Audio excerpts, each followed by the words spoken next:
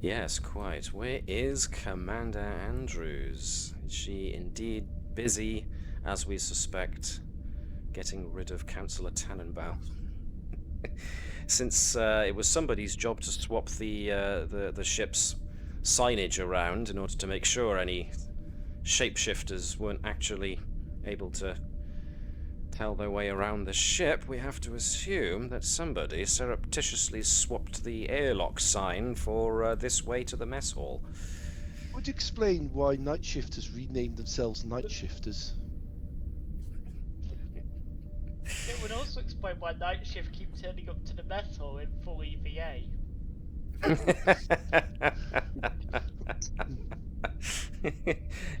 I'm sorry, I thought this was a theme party.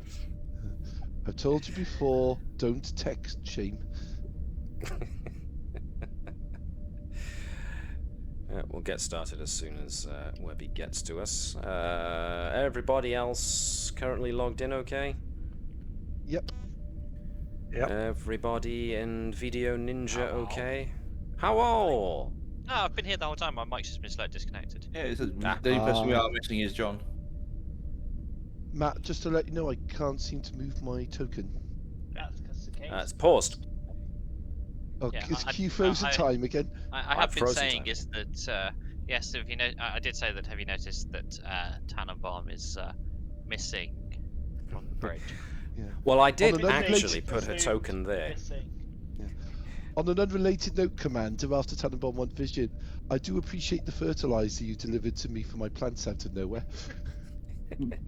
I was actually going to put the councillor in the councillor's chair, but then I thought it would be so much of a distraction, what with Andrews trying to get across the distance to kill her and back, without the captain noticing. It would have been a bit of a distraction, so yeah. Okay, everyone, I want a nice clean mission, no proximity bombs. At which point, the reply I'm expecting is, "Oh, Mum." Well, you can't call me Mum just because Natala's not here. Well, We seems just like did. Now be quiet and eat your greens, people. Because heavens knows he loves his greens. We don't have any Orions here, and I thought that was frowned upon in the Federation. No, Yeah. not yet. I believe that you have to be topic- full ensign before you can start making those jokes. You On mean that ensign? topic, has anyone found the missing uranium rods I've lost? They glow in the dark and they're green. I don't know, but I remember seeing Dr. Bertram's moss growing slightly and growing really well. Can anyone else post in the chat, by the way? Sorry? Well, I can't post in the chat. There we are, Kano vibes. I'm Bravo. assuming I can because I made the Prox Bombs comment. Well, my chat bit's blank at the moment. So if you guys have already posted that, You may have to select you in order to post. I've done that. Refresh Curious. the screen and it's obviously broke. So where is the John, or did he say he wasn't going to be here? I don't recall him saying anything. I might be misremembering that, but if that's the case, then why would he... Oh, no, I was Discord? asking the question if he had said that. Has anybody poked it? Good Just question. now. Let me look back through my... The jiggly list. pokery of Shaun has just commenced. There we go. I can actually see the chat now. Yay. Oh, he said can't do track on the 17th. That's tonight. Okay, so we are going to be without a John, unfortunately. All right, then, in that case. When did he say that? To me, a couple of days ago. I thought I remembered something, but obviously I didn't remember it in the heat of this moment. So let's just turn this over to our intro theme song. Feel free to make up any lyrics you think are appropriate.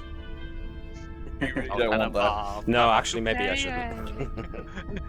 I'm going to find you while you try and hide from me. And then when I do, Weirdest You'll be rendition dead. of Star Trek we've ever done. Space, the final frontier, if you don't count time or interdimensional travel or other facets of reality as our mindsets grow as a species. Other than all those, the final frontier. God, what did Star Trek ever bring for us except for transporters and faster than light travel? Yeah, oh, you say that, but all the enemy species have faster than light travel. When are we going to catch up with the Borg? That's what I'm saying. As soon as you put your minds together. Give it Damn it, time. man, I'm a doctor, not a engineer. Get Vibers to do it. I'm busy. Ryan was being ordered to meld with the Borg so he could try and get their recipe for a new engine. Gotcha. I don't think Trill are compatible with the Borg. Well, Depends how many It's one of pipes you those stick odd in them. ones, is that you never actually see a Trill drone, because obviously the symbiote is another life form as well. So I don't think they take I don't think they take assimilation well. In an ironic twist, the Trill aren't, but the symbionts are. So that's why some symbionts are sneaking in trying to hide these cool-looking cybernetics that they've recently gone in as fads. Just imagine them vaguely looking like cyber brains from Doom. Or Cybermats from Doctor Who. I always felt personally slighted whenever a Cybermat came on and was talked about derisively. It's like, hey, that's my mission in life, is to become Cybermat. Well, next Halloween, just get the right costume bits. Well, just stay away from celery. If there was anybody on chat, we could ask them. Maybe, do you want to see me get into a full Borg outfit rather than just the standard Starfleet Admiral's outfit from Star Trek Picard? Please say no, because I hear that amount of latex glue is actually really itchy. But hey, I'll do it for charity, maybe. Where I'll dump all this hair I've got, I don't know. Put it up in a bun like the Borg Queen. There we are. I'm slim enough. I can maybe do an Alice Krige or Krieger, however you pronounce her name. I could never do an Alice Krieger. She owns that role. As to the two others. Yeah. She was excellent in Silent Hill. She was playing the wrong character. Anyway, again, there we are with the cross-franchise contamination. I'll tell you what, One if Pyramid Head turns up on the Jeffries tube, someone else can go deal with him. Well, if a Pyramid Head monster turns up in a game like this, then you know I've probably gone off the rails and have changed this game entirely. Or I've delved a little too deeply into the idea of the multiverse. I don't know, I do remember that game that was Aliens vs Predator, that in the dead of night turned into Aliens vs Predator versus The Thing, and we were all suddenly a lot more scared. I may or may not have had everything to do with that. You timed it very well. A long time ago, just to clue everybody in, we were all on holiday together. A bunch of us all decided to run a quick role-playing game during the week. I decided it was going to be Aliens versus Predator. So these guys were playing colonial marines, and they were against at first aliens. Then they found themselves in the bottom of a pyramidal structure, facing off against very angry Yautja, or Predators.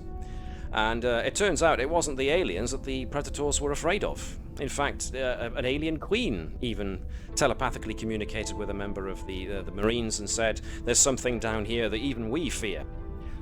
Turns out it was The Thing from John Carpenter's The Thing. Makes sense. I believe that was the point we realised we were in Centre Parks and all we could see outside of the window doors was blackness. The curtains were very quickly closed. To my credit, I enjoyed the look on everybody's faces when they realised that yes, I had in fact gone there.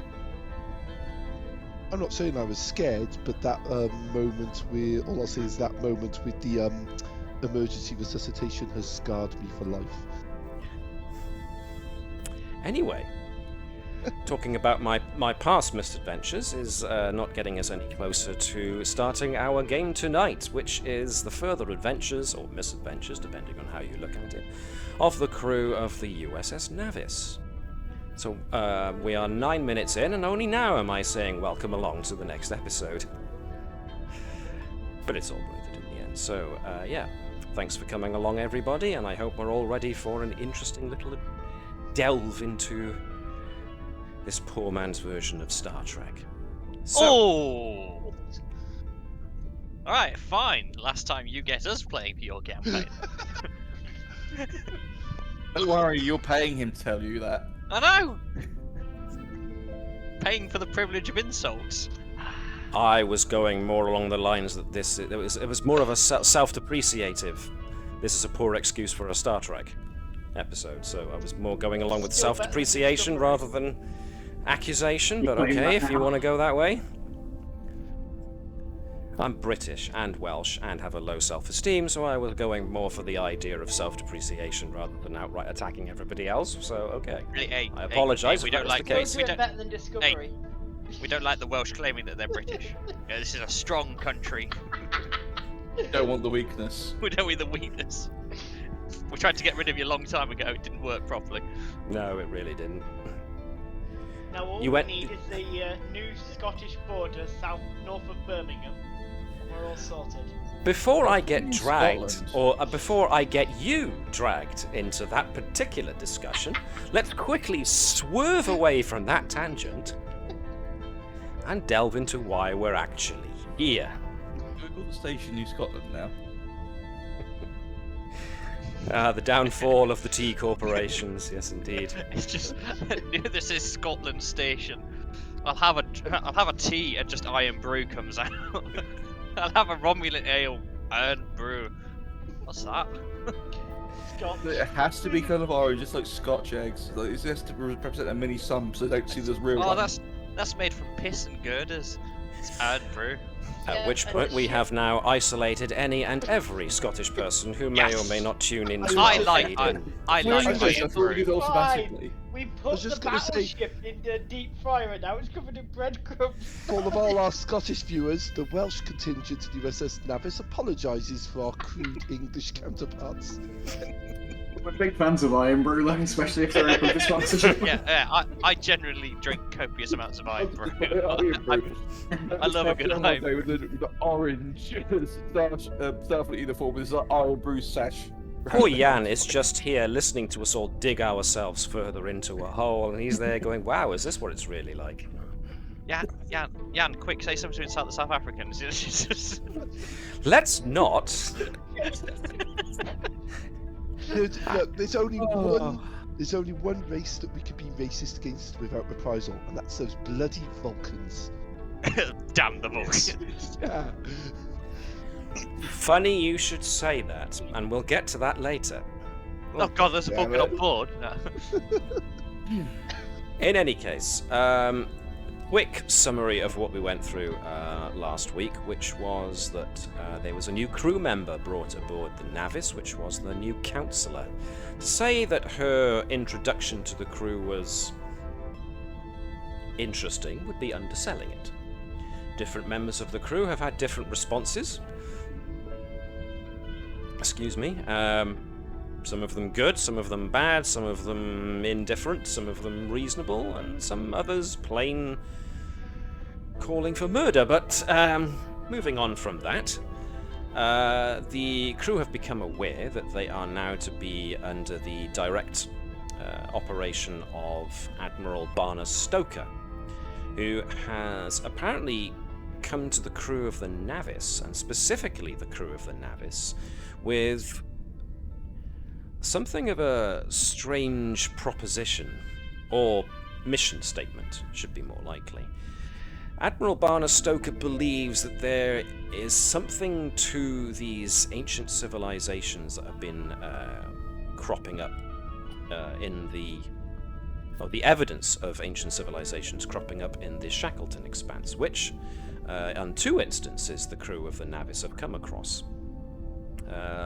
Admiral Stoker mentions something about having met other people who have been kind of pushed to one side and labelled simply as schizophrenics because they hear voices that other other attest aren't there, and yet Stoker reckons that this is because they're actually in communication with some form of intelligence, perhaps, that is beyond a regular humanoid's ability to fully comprehend, and therefore the message maybe garbles their brains in some fashion, or results in them being in this form of I hesitate to use the word delusional psychosis because that's unfair to people who actually do suffer from schizophrenia. But the point being that Admiral Stoker reckons that there's a conspiracy at large where someone in the upper echelons, perhaps of the Federation, perhaps of Starfleet, are trying to keep these people who have been affected in this fashion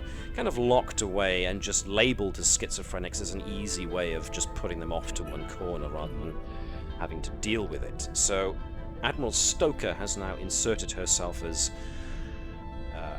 direct mission commander, I suppose you could say, of the Navis. She's kind of interposed herself between the Admiral who the Navis used to report to, which is Admiral Hebert, because the crew operate now out of Starbase 364, or Narendra Station, which of course falls under the purview of Admiral Hebert.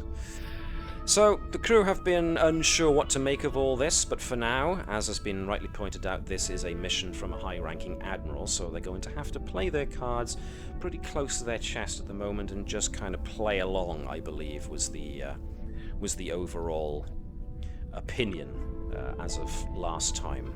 So it's very much a sit, wait, watch, and wait to see what happens and then go from there.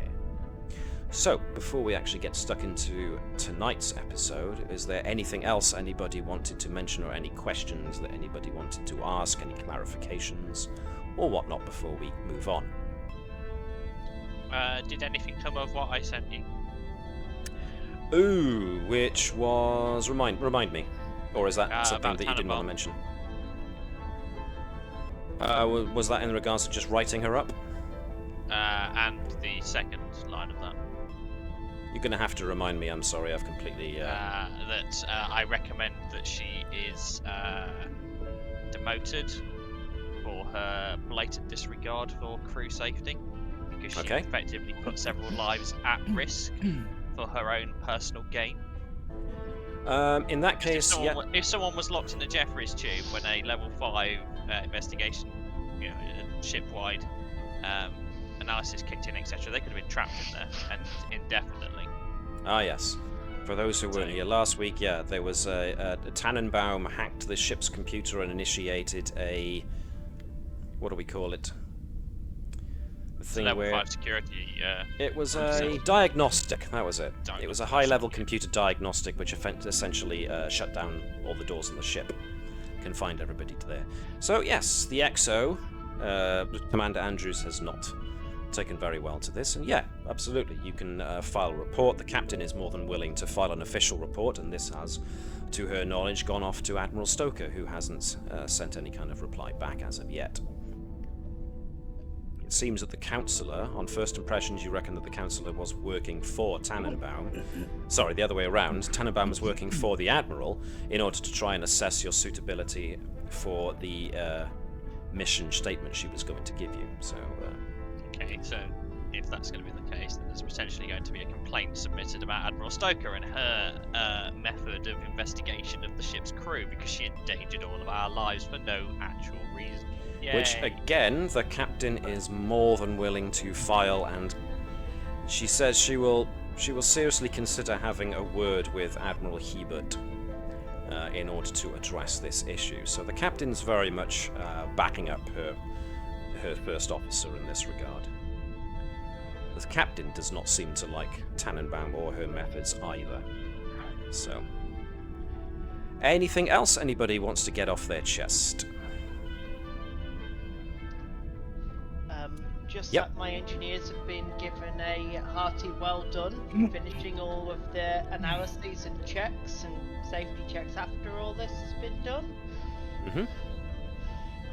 And I'm told that this was a drill caused by the Admiral. Right, yes. So the rest of the crew, it was only the bridge crew that are in on this, and the rest of the crew have been given the story that it was basically a diagnostic that went whoops. Initiated by the Admiral, which is, has basis in truth. Just to recount something I sent everybody, the captain has issued that after shift, crew who have just come off shift are given a mandatory 20 minutes to unwind at the mess hall before they go anywhere else, in order to make sure that everybody has time to decompress, talk amongst themselves in a social setting, that kind of thing. And bridge crew or senior officers are encouraged to be in the mess hall as well when this off shift happens, so that the crew can better feel that their department heads and the bridge crew are still very much part of the family, as it were. There's still lines of communication that can be kept open. And She's not welcome. except Tannenbaum, who was not given the invitation. Yes. For some reason, her door is always locked when that happens. Strange that. The other. As I said, she's on double shifts. She's on. She does 2 on, 1 off, and her 1 off is that she keeps getting emergency cancelling sessions being scheduled. You really should turn up to one of the sessions you've scheduled for yourself. Yeah, probably should. Oh no, I think that we actually generally should. Every session is mandatory, but you can sit there for an hour and say nothing and just stare at her. Throw things at her. Yeah, but no, you don't have to throw things at her. That's assault. Well, I'm not But going. just generally sit in the chair opposite and say nothing. Ask her pointless That'll be- questions. Like 1 hour Doing to grab nothing will something be walk possible. sideways. What was that, Jan? I didn't catch that. Sorry. It would be impossible for me to sit there for an hour and say nothing. Keval's Take up far too juggling. fidgety. No, because juggling, then she will then be able to actually assess on that and say, oh well, Keval's got, like repressed memories of when he was a child and that he wants to relive his childhood dream, becoming a clown and running away to the circus. Like, no, you give her nothing. Yeah, then I when just you- didn't- then when the I time- gave then when her the time's live up. stories of previous hosts. Yeah. None when of the it's time- true. When the time's up, you just say, "You lose. Good day, sir." And walk out. You go back to the chocolate factory. Yeah, For you those who stole don't know, fizzy that's a lifting Willy drink. Wonka and the Chocolate Factory. Was that Willy Wonka or was it Charlie and the Chocolate Factory? Willy Wonka and the Chocolate Factory. Yeah, Willy Wonka. Thank you. Easiest way to remember it. Willy Wonka was about Charlie, and Charlie was about Willy Wonka. Ooh, I hadn't thought of it that way. Thank you. Yeah. The only other thing that's worth mentioning is that it is standard operating procedure on an Akira-class vessel like this to restrict access to the bridge. So the captain has made sure everybody knows this is definitely the case now. Access is restricted to the bridge, except for those who are supposed to be there, who are high-ranking officers and are supposed to be on shift at any one particular point in time. Oh, council's not allowed on the bridge. I Oh, was this saying, is- I'm surprised they didn't just remove her chair for a station, to be honest. Well, that's available in case somebody needs to adopt that chair. yeah, it's like if an admiral comes on board, etc. Yeah, No. just like there's a That's- secondary tactical station on the other side of the. It's just from thinking back to Next Generation, you'd think that's her permanent station, that seat. But yes, the only other security precaution that I remember saying that the captain wanted to implement was because, to the captain's mind, it might medically be very difficult to actually properly simulate a trill as far as shapeshifter infiltrators goes, because that's a big thing at the moment. The paranoia about shapeshifters, the Founders, infiltrating Starfleet and the Federation. One advantage of having a joined trill on board the ship is that you have a crewman, in this case Chief Engineer Vibers, who has 2 different sets of neural patterns going on in the same body, which, no matter how good a changeling you are, you're probably not going to be able to simulate that particular little nuance very well. So Vibers, along with Ensign Edwards, because as a communications officer, Edwards is privy to encryption methods. So they work together to create security protocols that Vibers has access to, that will allow him to, at a moment's notice, to lock down the main computer so that nobody can access it unless you know the code. The special code for special people. We're not giving him special treatment. Well, you have to now, because the captain's issued the order. Oh, come on, Captain. Admiral's also given him access to some restricted files. Yeah. Well, let's not just go that means far. Your classification level has just gone up a little. You've now got level 2 security clearance rather than level 1. Well done. Well, no, he's got Admiral security clearance on certain bits, but he still has to ask permission to open the toilet door. Please, miss, can I go to the toilet? No. Gee, that hasn't been. You know, I just have to still call everyone sir. So, everyone clear on the current state of affairs on board the ship? Okay then, awesome sauce. Yep. Let's move on. I'm just gonna take us off of night shift ambience, move us on to active day shift ambience, and get us off. So, this is some hours later. The ship has actually exited dock at Narendra Station, and you are making headway along the stars to the Kalmur system. And we will begin this like any other Star Trek episode by starting with Captain's Log, Stardate 49055.1. We have been ordered to assist a Federation observation team on the planet Kalmur, a pre-contact world whose humanoid inhabitants are in the early stages of research that could lead to warp drive. One member of the observation team is missing and presumed dead after a fatal accident in the research facility. Our mission is to investigate the accident and to aid in recovering any identifiable human remains.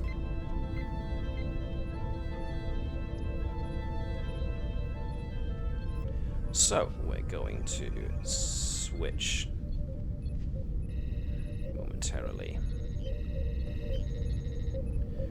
to the, we're going to go to the conference room.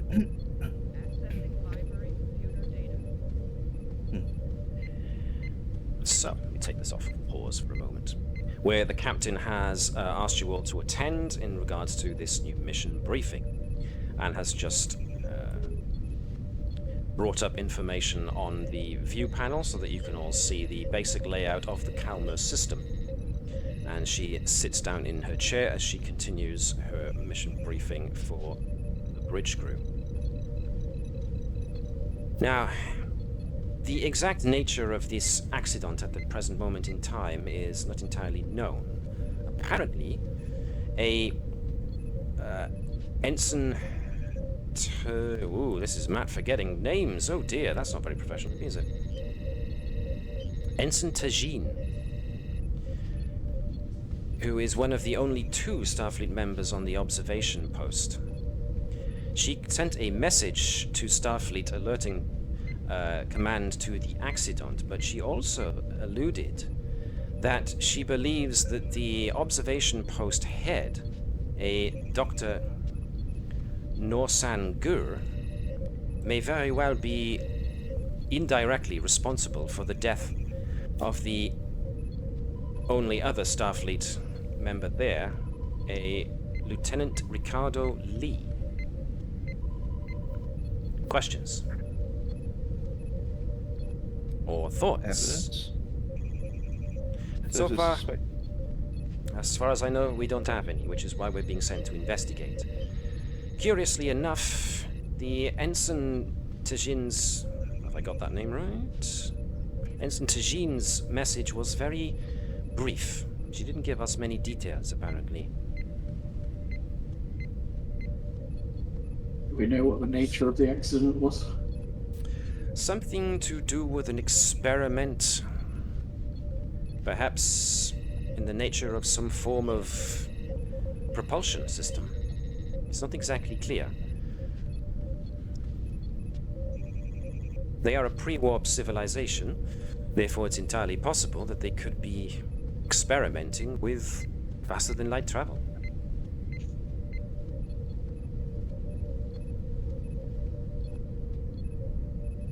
Are we actively helping them to develop the technology, or are we just observing, as the Federation normally does with most pre-warp species?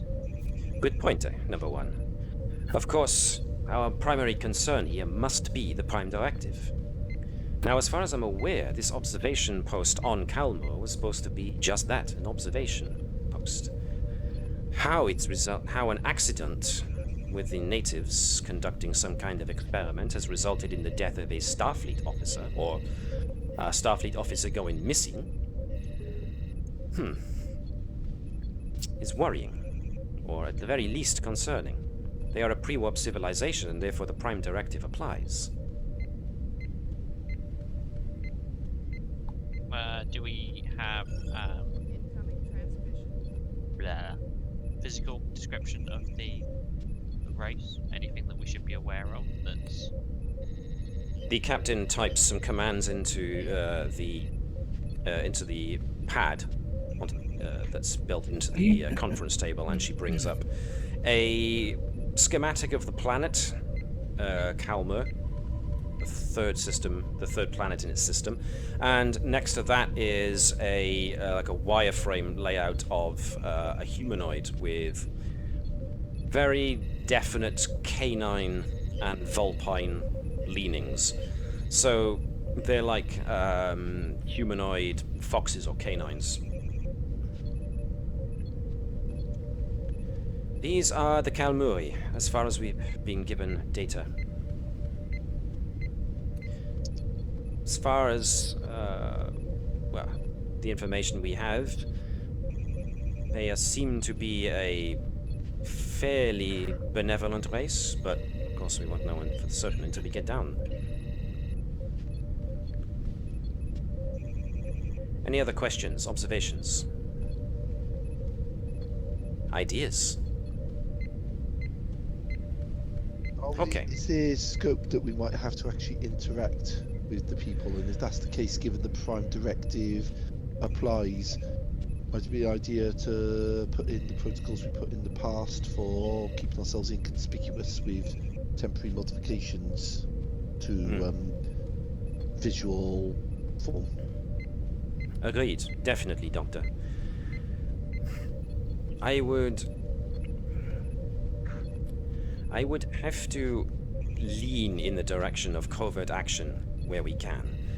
But of course, we're going to be arriving at Kalmur within the hour, and hopefully once we beam an away team down to the observation post, we might be able to get some answers.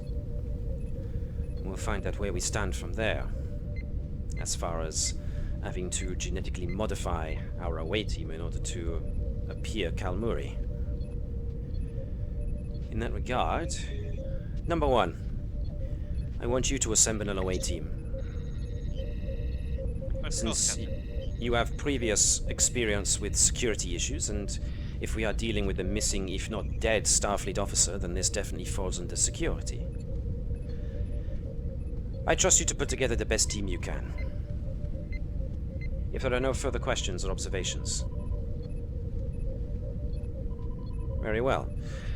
Then I will ask you all to remind your divisions that we are, as of now, operating under the Prime Directive as far as contact with an alien civilization goes.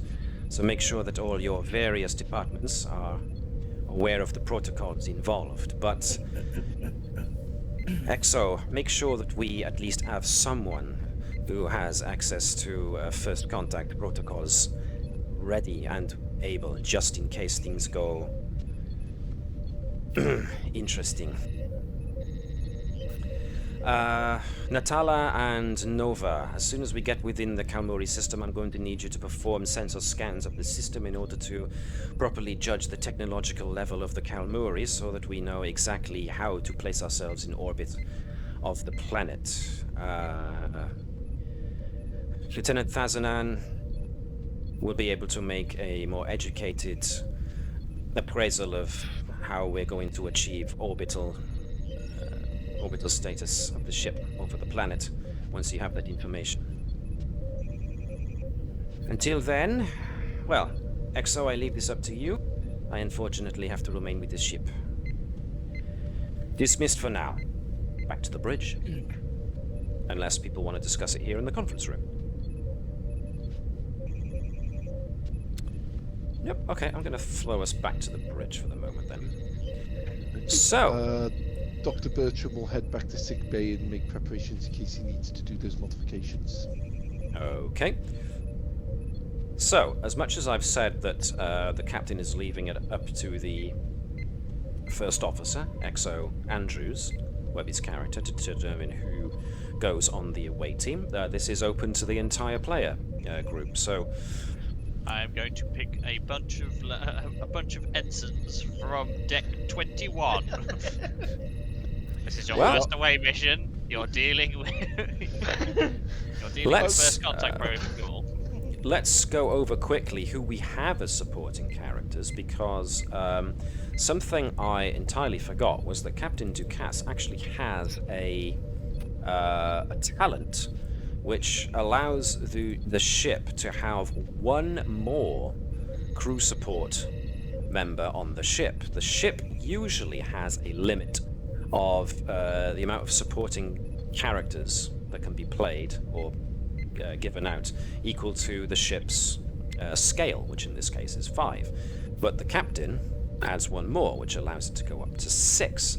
So far, supporting characters we have are Ensign Direxia Oradas, who's the tactical officer. We also have Lieutenant Bravo, the engineer. We've identified Lieutenant Gregory Lechude, although since Lechude has kind of been stuffed off to one side due to being a misanthrope, he could be just thrown to the back and given status of just being a background NPC in a similar fashion to other members like Ensign beneficial Matique. though. Lechude is being the transporter chief, does have, of course, specialty with transporters, so he does have his own definite worth. We of course have Nurse Bravo, one of the other Bravo quintuplets. So we have we also have a security. We have a Lieutenant Bravo on security. So there are, that's 1, 2, 3, 4. Let me count that. So that's Direxia Ensign Oradas, that's Gregory Lechude, that's Lieutenant Bravo Engineering, Lieutenant Bravo Security, Nurse Bravo Medical. So we do have space for one more, if needs be. So, head with that of in the- mind, who do we think should go? The head of the Bravo clan, they call them the Alpha Bravo. But they've never been seen, so it's actually just a rumor. Wouldn't there is wouldn't the indeed head an of the Alpha Bravo Bravo. clan be called Encore? No. Bravo, Encore. Okay. It took me a while to get there, but I got there, No, and just no. don't give him the satisfaction. Don't. No. I would like to point out that Lechude does have sociology as a focus. He might actually be a good call for this mission. Oh, Lechude. He won't speak to anybody without reason, so that's a good point. We do need someone well versed in warp physics for if we manage to find out what the hell is going on and prove they have done warp travel. In other words, I'd like to go look at primitive versions of warp engines. Can I play? Natala, since John's not here, some of Natala's specialties are anthropology and quantum mechanics. So Natala, as head of science, would probably be quite useful here too. So let's put Natala next to Vibers. Yeah, but at the same time, so would Nova. Uh-huh. And Denobulans are slightly harder to blend in. Yeah. Okay. Since they're all foxes, we're all going to be quite hard to blend. There's the person who's trying to find the makeup to hide all the spots. So what do we think? Should Natala come along? Or should Keep somebody her as else? a reserve. See what Okay. happens. We may need her to rescue us later. Right. So at the moment, Vibers has been a definite yes because of warp field dynamics as one of his foci, power systems, that kind of thing, computers. So yeah, Vibers with his specialties would be definitely an asset.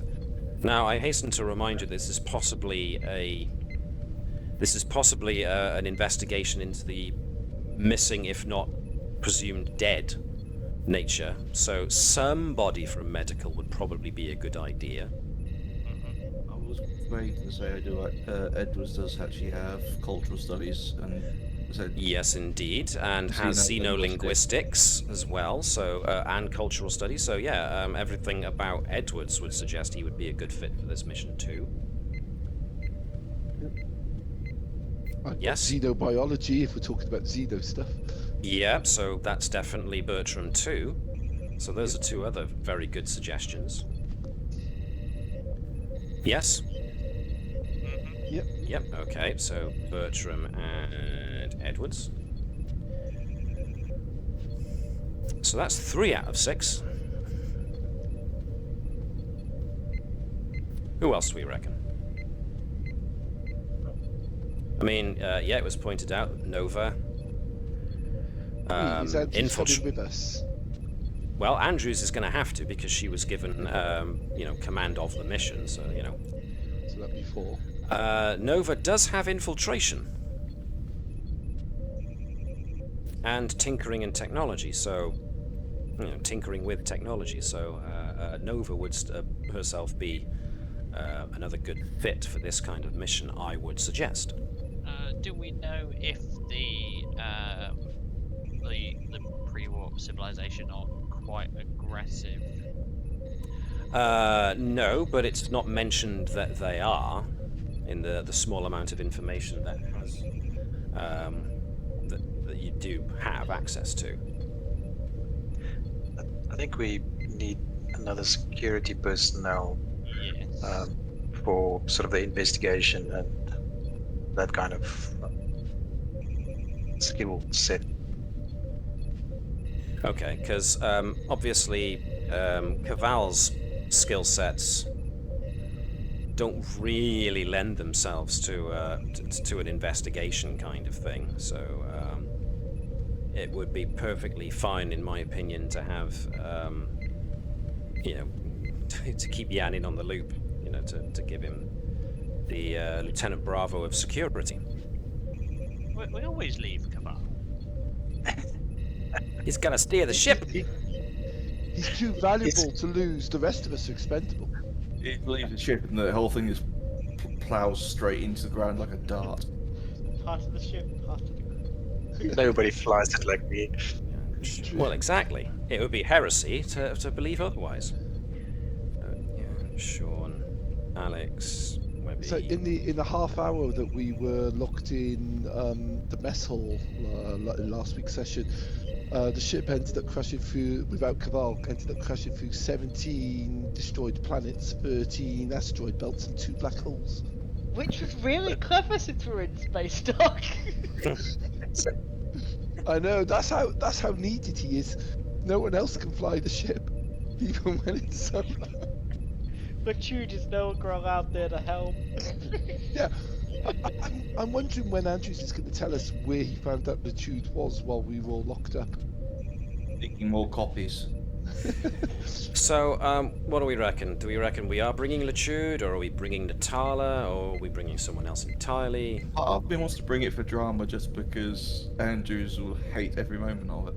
I don't hate Lutude. I have more Jan. respect. I have more respect for Lutude than I do for Tannenbaum. So. Yeah, but before her you didn't. That's the thing. Yeah, I've now come to respect Lutude.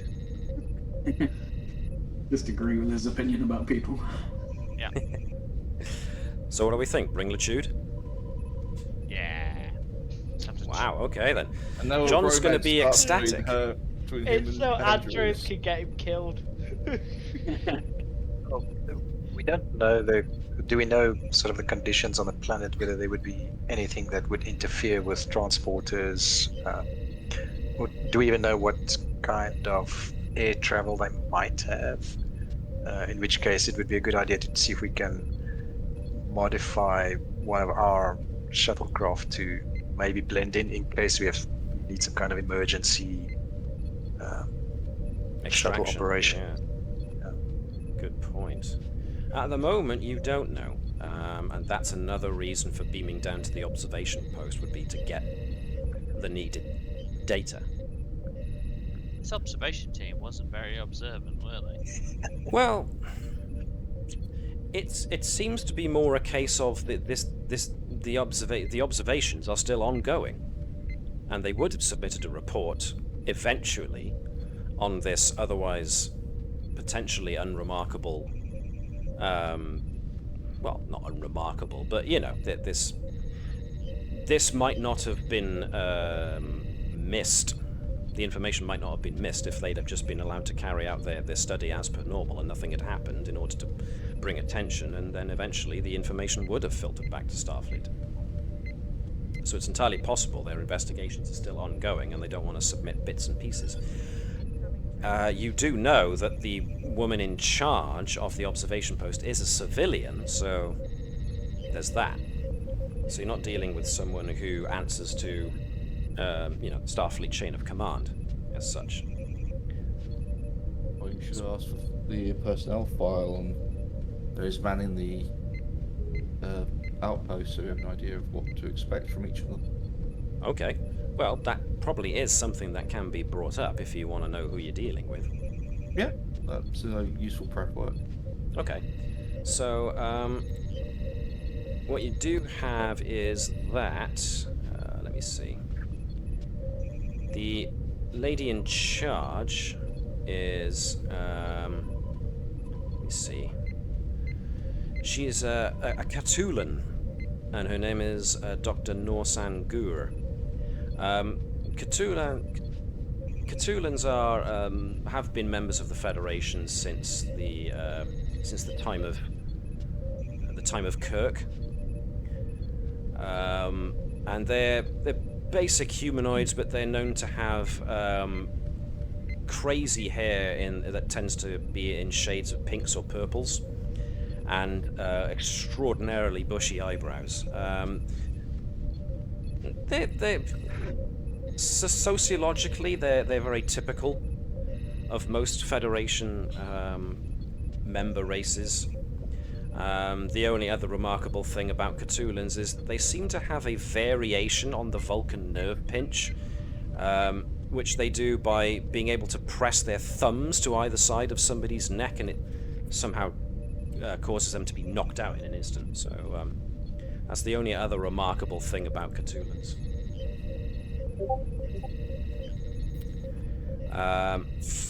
For reference, what was the name of that? I'll find the name of the original series episode later. But yep, that's all you know about Katulans. The only other noteworthy members that were posted down to that observation post was a Vulcan ensign, Tazine, anthropology student, was brought along to this because of obvious reasons. Her immediate superior. Now we know who did it. So her immediate superior was Lieutenant Ricardo Lee, who was brought in by the Starfleet Science Division so that they had at least some presence on this outpost. Lee's a cultural scientist with specialty in anthropology as well. Other than that, apparently there are two human civilians that are listed as assistants to Dr. Gur, and because they're not important enough to have names, we will call them Scientist 1 and Scientist 2. So Okay. that's a pretty small observation post. So there are only really 3 officers. It's just 3 officers and 2 assistants. Nothing remarkable stands out about any of them, except for Dr. Gur herself, who seems to be something of an academic pioneer, or she likes to think she is. Something about trying to be a leader in a new field of anthropology called immersive anthropology. That's the most you get out of the personnel files. Anything else you want to do before you beam down, or before you get there, rather? Nope. Okay. So you make good time, and within the space of less than an hour after determining who is going to go on the away mission, you come into Kalmur space, and there is evidence of technology that puts them at the same level of Earth just before they discovered warp travel. So we're not talking this, because Earth at that point was still recovering from World War III and whatnot. So there's a certain variation, but technologically the Kalmuri seem to be not quite there, but getting close to bridging the gap technologically of most cultures that are about to break through that barrier of finding faster than light travel, or a means of faster than light travel. There are satellites in orbit, so Keval has to make sure that the ship is put into a very specific orbit so that it evades being seen or detected in any way by these rudimentary communication satellites that are found in orbit of the third planet. You are able to determine the location of the observation post with no trouble whatsoever. There is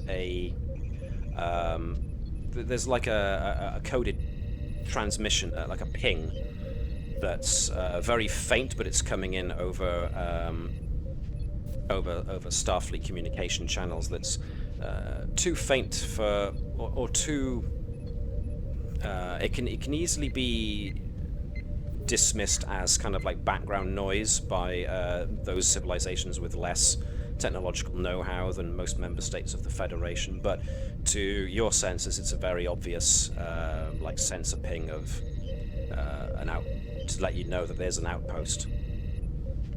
Scans from orbit indicate that the outpost, as is protocol, is cloaked by use of hologram generators on the outside. So it looks like the outpost is on the outskirts of one of the major cities on the planet, but is kind of lodged into a small mountain range that overlooks one of the major cities. So it's far enough away that the observations can be done safely, but close enough that they don't have to overstretch themselves to be able to observe the native Kalmuri in their element. So, before you beam down, is there anything you would like to do as preparation, or are you all keen and set to go? Give myself a crash course in the natives' culture. Just Okay, as again, much as you can cram in. you don't have much to go on, because again, this is a very small observation post, and if as I noted before, if it wasn't for this remarkable circumstance, they probably would have had no interference whatsoever, and Starfleet and or Federation science wouldn't have had any real reason to speed up the request for information on what they found. So you'll have to wait until you get down to the observation post. In that regard, anything else anybody else wants to do? If possible, once there's sort of an indication of what kind of aircraft Kalmuri use, Keval wants to see if he can liaise with engineering to see if some kind of disguise can be rigged for a shuttlecraft in case cool. Shuttle mission would be required. Yeah, so that's a good point. So since Keval, Natala, and even Engineer Bravo are staying on the ship, that could be their project to do while they're on the ship, is to get detailed scans of the kind of technology they're dealing with Kalmuri aircraft, and find ways of being able to both visually and energetically mask a shuttlecraft to appear like a Kalmuri craft. So that's a project that those three can undergo whilst the rest are investigating down on the planet as a just in case. That's a good point and something to bear in mind. Okay, now I suppose the big question here is what equipment do you want to take with you? Most of you should still have on your character sheets, as I'm going through them here, your basic equipment. So mostly a communicator, maybe a variety of phaser depending on your rank and level and specialty, and depending on your other specialty, what kind of extra bits you get. Like the engineers get the engineering kits. Of course, the doctor gets his medical kits. The security, Lieutenant Bravo and security gets potentially a phaser rifle, but do we think that's going a little too far with bringing a phaser rifle around? Might be a little bit. I'm just amazed that people are trusting me with a phaser. Nah, you're not getting a phaser. No, I've got a phaser. It's only a Type 1, so it's one of those teeny tiny little ones that are about as big as your palm. So they're one of those, not very powerful, but very, very... He's fine with a phaser, he's been signed off of it. Well, yeah, exactly. Have we got his training records? Have you got his training record? Well, as XO, Andrews, it would have been your responsibility to make sure that he is Yeah, signed off and trained. He's not having a phaser. I don't trust him. Well, okay then. Okay, my phaser's been replaced by something that looks more culturally appropriate for the place we're going down to. Again, you don't really have that data at the moment. So. Nah, we don't, do we? Do we know what we passes don't- for money or what has trade value? Again, I've given you the only information you know thus far. Our normal tricorders are good enough for any sort of forensic type thing, so I think we're probably good to go. Unless anyone else can think of anything else. Even if they don't know the actual name for it in Trek, maybe suggest something. Jan? Does Dr. Bertram have some kind of injection to do a quick metamorphosis to the native, or to appear disguised as the native species? Well, go on, Gareth. Doesn't involve.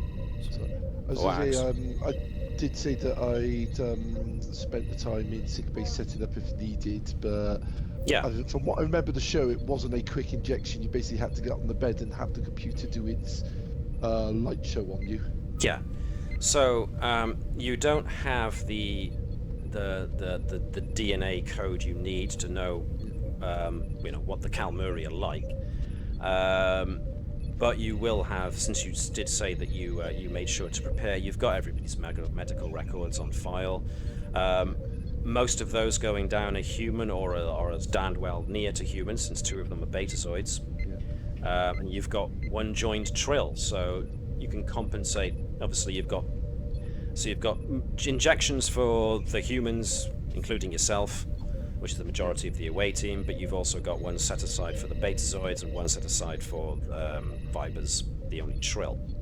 So you've done as much as you can, and Jan brings up a good point. Obviously, these things will wear off over time as an individual's body tries to reject the recoding.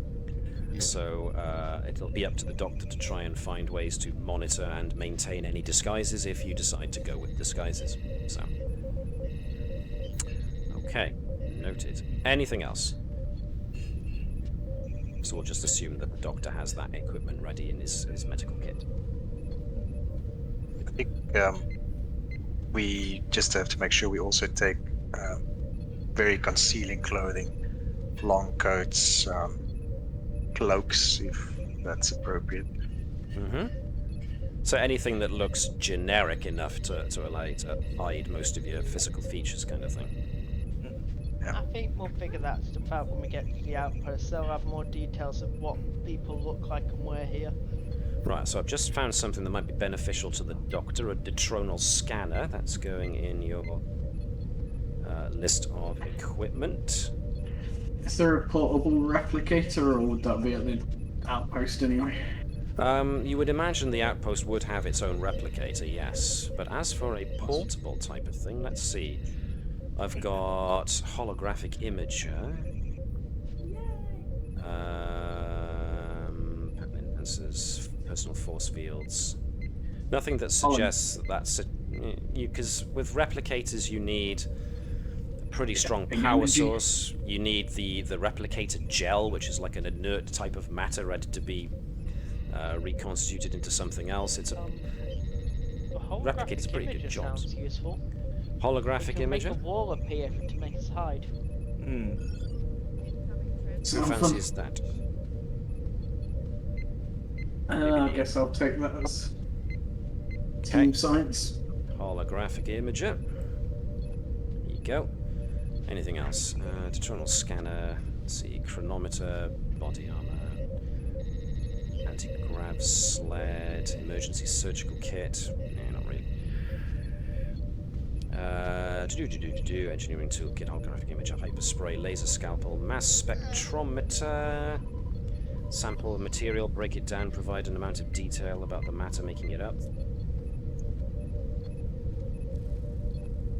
Mass spectrometer might be a bit big to take with you. That appears to be it. What's this? Portable electron microscope.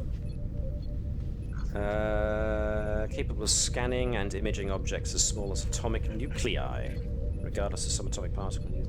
Unlike larger counterparts, portable scope is small enough to be carried by an away team member trained in its use, and doesn't have the resolution or power to image and analyze subatomic particles and quantum structures, commonly connected to tricorders used by the engineering department to help find structural flaws in bulkheads and hull plating. So I don't know if that's useful to anybody. I got a tricorder, it's good enough. Okay. So, ordinarily, requisitioning some types of equipment have a cost in momentum, but the stuff you've requested didn't have any such. So, you're good. Anything else? Any other preparations to make? Restraints. Haha. Restraints. Good In point. case it is a murder. Let's see. Maybe if this person's on the run, then maybe something we could use to tag them to help for transporter lock. If we have to get them out. Yeah. It's an emergency transponder here. Ooh, the isolinear tagger type thing. Well, it makes sense. If you need to get out in an emergency, it'd be hard to lock on unless they've got a clear signal. I will put the emergency transponder on Lieutenant Bravo, because as security, he'd probably want to be the one to tag somebody. We're going to assume then that Lieutenant Bravo has cuffs or some kind of restraints, because they're not in the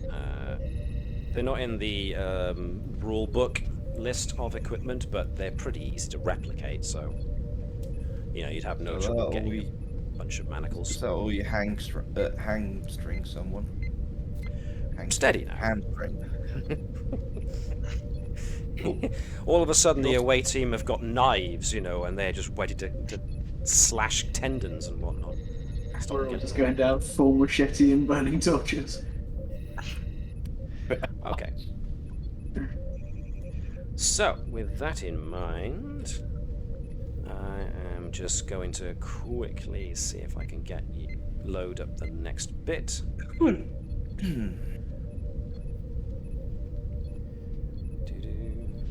I did make that mistake. I usually do. Go to the crime observation post. I didn't do the vision. Let me just check I did it for the others as well. This is something I do very, very often in Foundry, and I apologize if it makes me look a bit rubbish, but it's just forgetting to tick that one box that gives everybody unrestricted vision range. So there we are. Ta-da. We're in the darkness. Ta-da. Are we? I'm on the bridge. I'm still on the bridge. Yeah, you're still on the bridge for the moment. So, with that in mind, everybody gets down to the transporter pad. Latude is not all that thrilled to hear that he's being requested to go as well, but he grudgingly accepts that this is part of the job, and someone reminded him that he does have a specialty in sociology, so he should go along. With that in mind, Does he claim that that's only for profiling purposes? so let's turn the bridge noises off and let's go to the observation post as we beam these guys in. Okie dokie.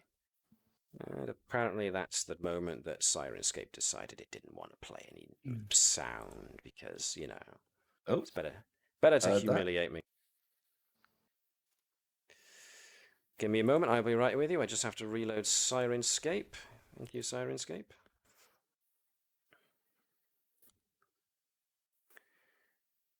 Observation post. Oh.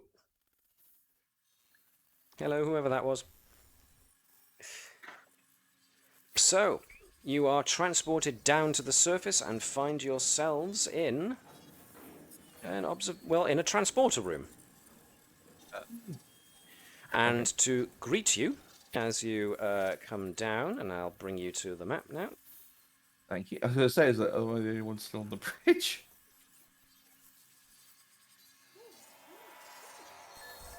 You find yourself greeted by a female Vulcan ensign in the blue sciences uniform. Welcome to Kalmuri Observation Station. I am Ensign Tajin. Nice to meet you. I'm Erienne Nova. You have a rank of lieutenant, yes? Sometimes. She just does that Vulcan thing where she lifts one eyebrow. Being Ensign Edwards. Who, may I ask, is your commanding officer? And that would be waiting for a Webby who I think got called away because of Little One. So I'm going to assume, or on mute, because of Little Ones. Very well. Welcome to the observation post. I was the one who sent the message to Starfleet. Therefore, I am gladdened that you are here. I am happy to answer any questions that you may have.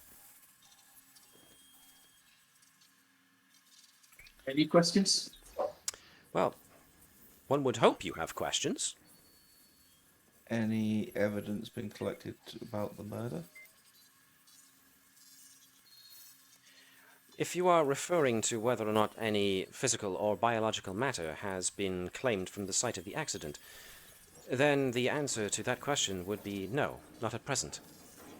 Ever since the accident, I have recommended that no further forays be made into Kalmuri, for lack of a better word, territory, lest we risk contaminating the scene more than we already have. Mentioned the accident, but we seem to be lacking data on what the nature of the accident was. Jan, you were going to speak up there as well? Any chance that the scene of the accident will be contaminated by the Kalmuri themselves? Gareth, remind me what your question was again, sorry? Basically, I was asking what the details of the accident were, because we didn't seem to get that from the actual briefing of the message. It was I see. very short and lacked details. Very well. I will attempt to answer both questions. However, if I do not answer both questions, then please do remind me to. The nature of the incident is simple.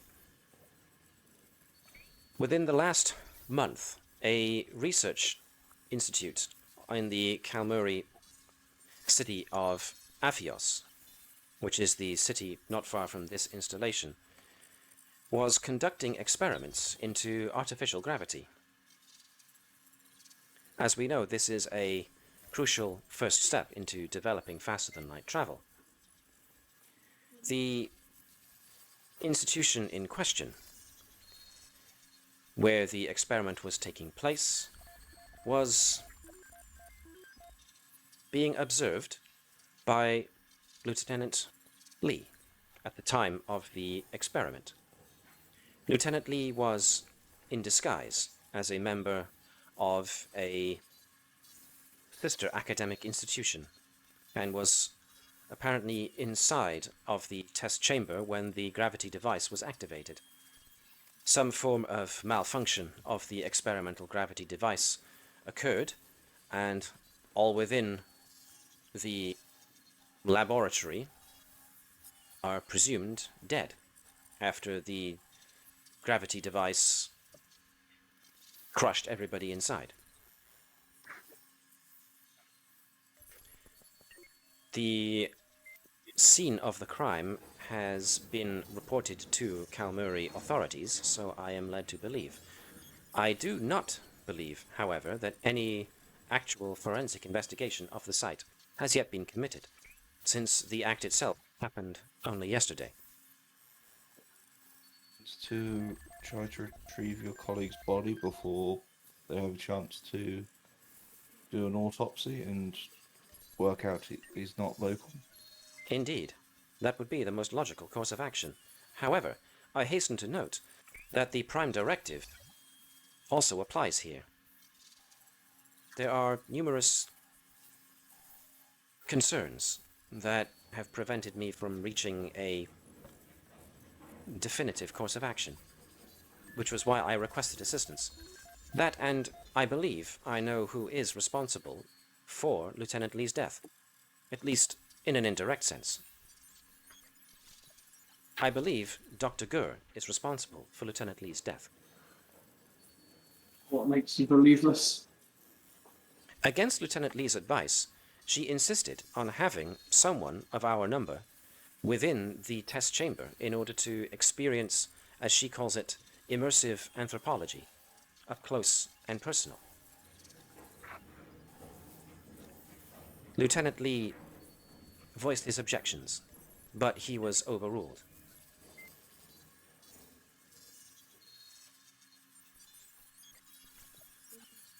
How has Gurn reacted to the incident? I beg your pardon, please repeat the question. How has Dr. Gurn reacted after the outcome of the incident? Ensign Tajin raises her eyebrow at this in the typical Vulcan fashion, as if she's definitely considering her answer. Yeah. I do not have the experience of emotion in order to categorize the response. I would, however, question the fact that she has been acting very much, forgive me, like a Vulcan. Her sole response thus far has been to continue collating data.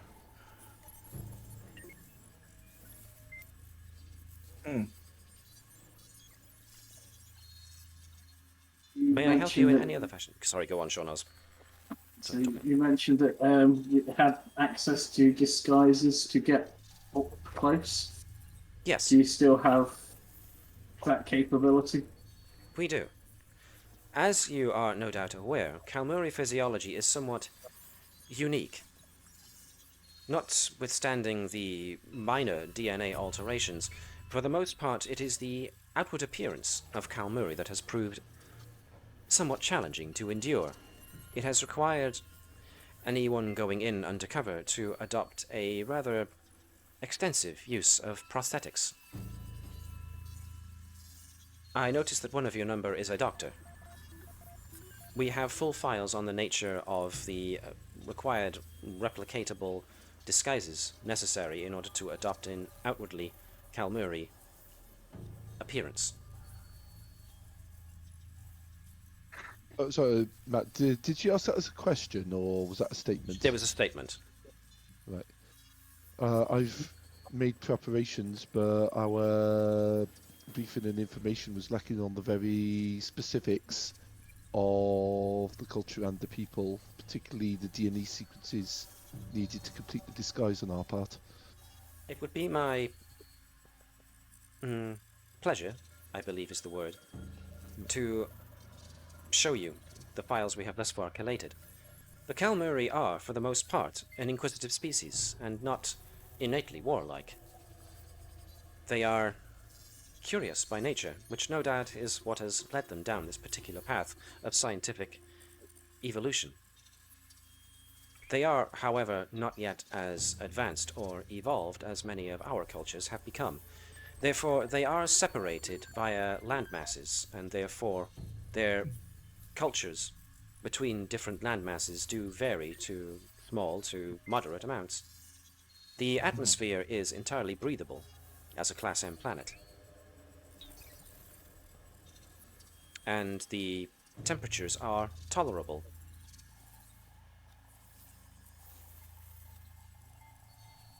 May I assist you in any other way? Do you have data or even materials that we would need for blending in terms of dress, as well as potentially purchasing or dealing with any kind of transactions? Of course.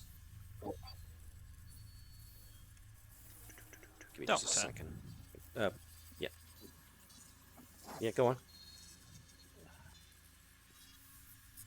For the emotional response, and Nova as well, that the lead scientist in the facilities had, that sounds like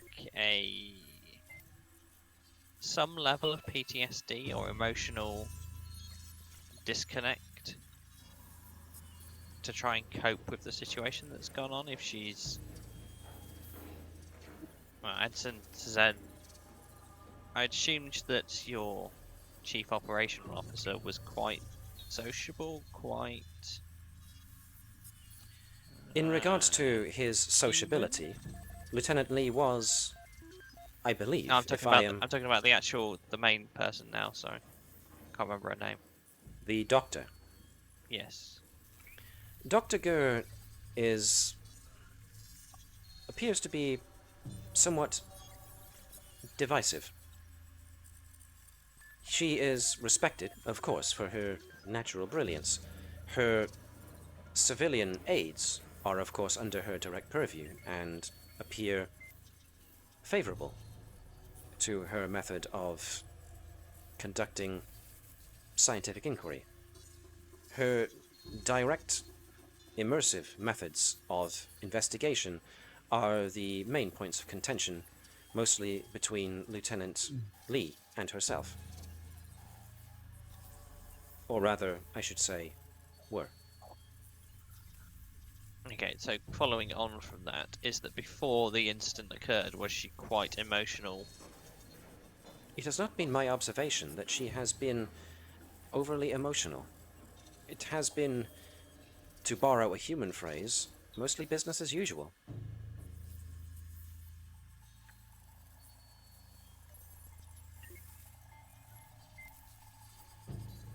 I believe the doctor is still in the laboratory, working, which should be beyond these receiving doors if you wish to enter into the observation post proper.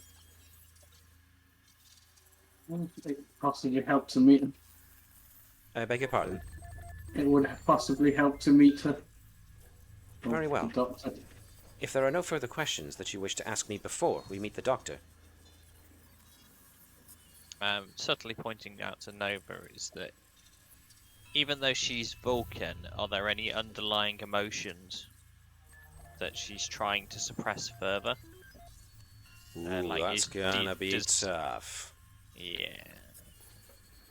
I will allow Nova... Vulcans are very emotional. They just pretend not have to be. ways of masking it very, very well. They do bury them. Now, because Bravo is technically a betazoid, and I believe we established that the Bravo quintuplets were telepaths, I will allow Bravo to aid Nova in this. It is going to be insight plus command to try and get a reading on Ensign Tajin. But it is going to be at... you're going to need 4 successes for this. Because you're trying to read the emotions of a Vulcan.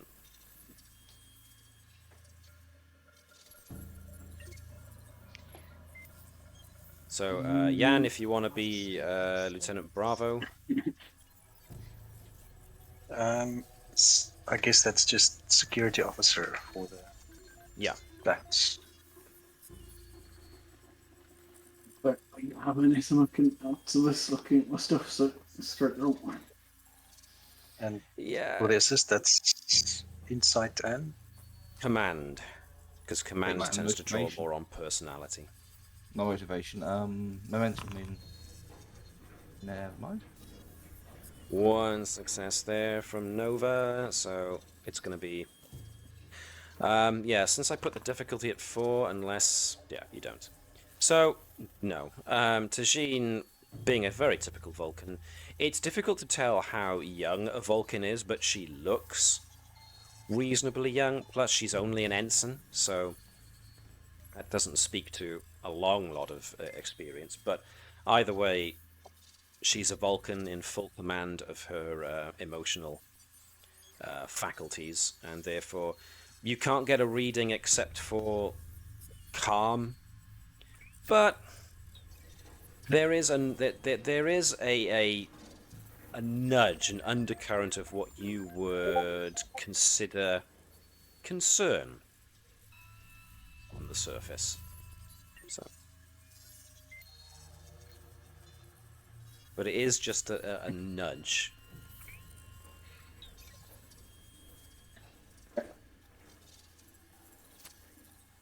May I escort you into the observation establishment proper? Yes. Then please follow me. She moves out from behind the transporter controls and opens the door. Dr. Gurr, these are the Starfleet personnel that I contacted. Dr. Norsan Gurr,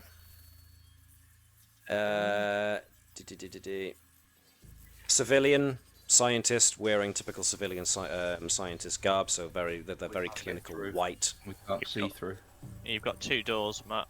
The top Do one I? is the one that's open. Woo! Yeah, there's 2 doors on there. Good lord, how did that happen? Give me just a sec. 2 doors. That's weird. One's That's the what caused the door opening accident. door. Yeah. He opened the one door, but he didn't open the other door Okay. before he got crushed. Stop opening both. Let me eliminate one. Pop. There you go. Must be an airlock. Okay. That better? Yep. Yeah. Just for a technical point, I mean, that might happen with the other one too. Yeah. No, okay. I built this in Dungeon Draft, and Dungeon Draft allows you to export, and it'll draw the walls and the doors for most virtual tabletops, including Fantasy Grounds and Roll20, as well as Forge. So I think there was obviously a bit of a glitch in the thing there. So Dr. Gurr, yep, is wearing the white of a civilian scientist. Middle-aged humanoid. She has a very high hairline, which is very typical of Cthulhans, and bushy eyebrows. Her hair is dark purple, even though this one shows kind of pink, but has got fringes of grey in it. There are 2 other people in this observation room, busily consulting various consoles and whatnot, taking readings. These would evidently be the other 2 civilian scientists. Nova, what you're standing on is in fact the hologrammatic display table, which currently shows a schematic of a room. So obviously there are various scientific outposts here. You do, at the southern end of this room, have very large windows that kind of curl backwards to allow something of a view of the sky. Every now and again a slight shimmer goes across them to let you know that there is a holographic projection So you imagine this is the it's like a two-way mirror, but it's a two-way hologram in this case. So the hologrammatical generators generates just a mountain face to anybody who looks, but from your vantage point, you can see through the hologram to the outside world. And Dr. Nur is still just sitting there, typing in commands into her console.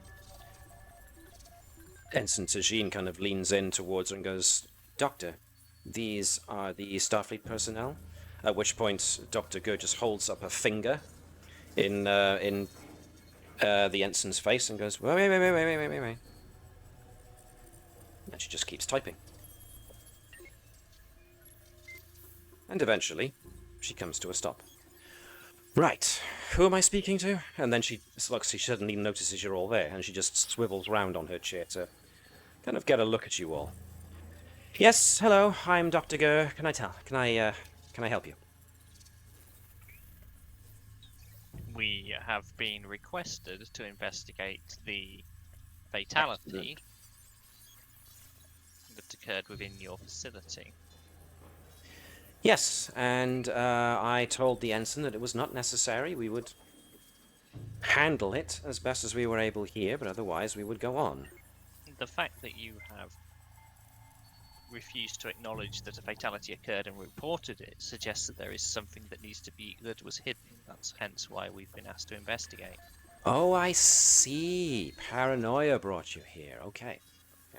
Not at all. If paranoia had brought us here, then we would have been slightly more forceful of what's gone on. However, the concerns at the death of a Federation officer under your watch, without it being reported, suggests that there is potentially something amiss with the situation, hence the investigation. I see. So it's not about Starfleet science trying to butt in on civilian science. No, more Starfleet internal affairs doing Federation police duties, since we're in the area. Huh. Police duties. Suggesting that... Investigating missing personnel? Okay, Yeah. fine.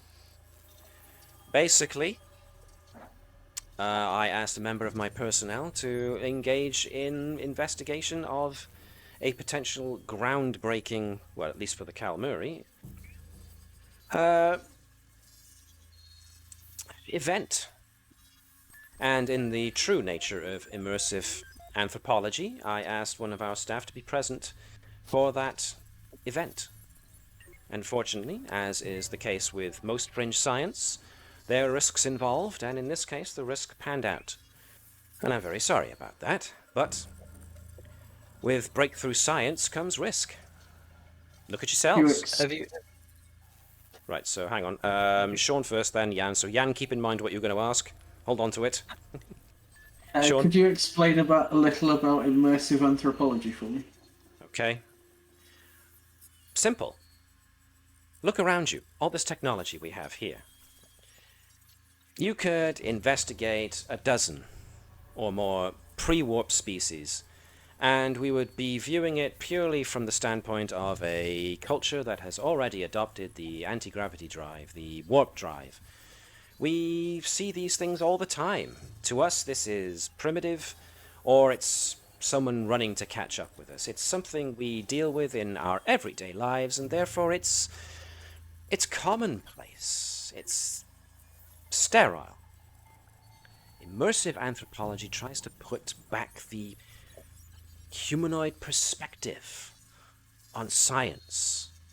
You could write notes about how long it took for the Kalmuri to come up with their anti-gravity drive, but could you actually put down in words, without being there yourself, what it was like to experience that breakthrough moment when they finally crack anti-gravity or faster than light travel?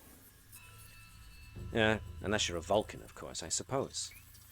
You could stare at it through sensors and get the clinical third, fourth, fifth person perspective on the whole thing, but if you were actually there in that moment, then you would have the ability to actually catalog personal information about what it was like to be there in that place, to enjoy the triumph of the moment with those people and see their response to this breakthrough. That is immersive anthropology. But how can you do it if you're not allowed to immerse yourself in the people that Sounds very you watch? impressive, but how do you limit interference? What was Jan's question going to be? It's a bit of a double tap. The first is, would you apply immersive anthropology to cultures that practice things like ritual sacrifice? So ask me the And question where again. do you draw the line?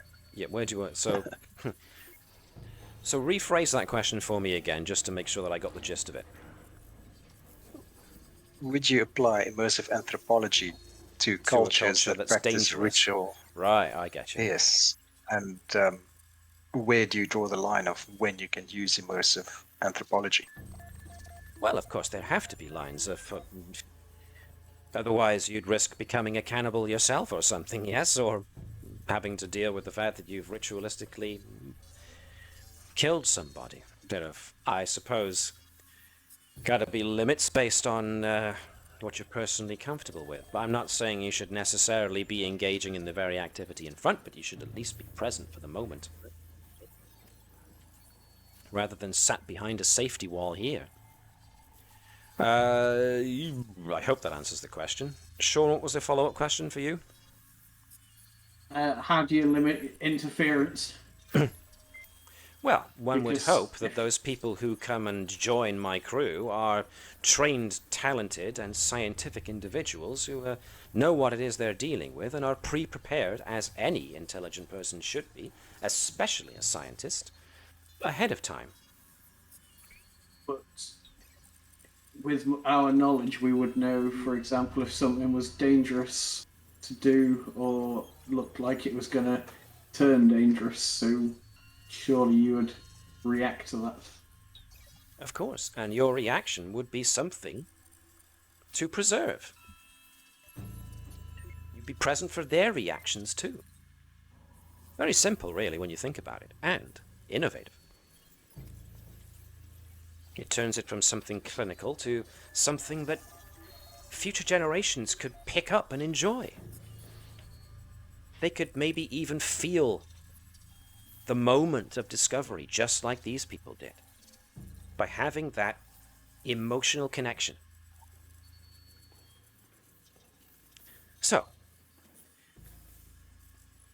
are we done? Can I go back to actually collating my notes now? We will need full access to your systems. Since we're here, we might as well get your next Starfleet audit done, then you're not going to get bothered twice. Oh, fine. But any notes that I'm currently writing up on observations on the situation as is been are going to stay password locked by myself, because I will not have any of you lifting my data and carrying it off to Starfleet Science before I'm finished posting it to Federation Science Council first. I disagree. Disagree. So. Okay, so at which point I'm now going to initiate Starfleet protocols and state that there has been an incident that has occurred under your situation, at which point all evidence is to be turned over for investigation. If you want to play hardball, I can play hardball too. We're not. I want to have it in your writing notes. that any and all information that you come across here is not to be shared with either the Federation or Starfleet Science until after this investigation is concluded. Yes? Fine. Okay, I will draw up a contract of that, and I will have us both sign it momentarily. Excuse me. She waves over one of her assistants who comes over, and she gives him that directive. Can I check? Sorry, Gareth, you first.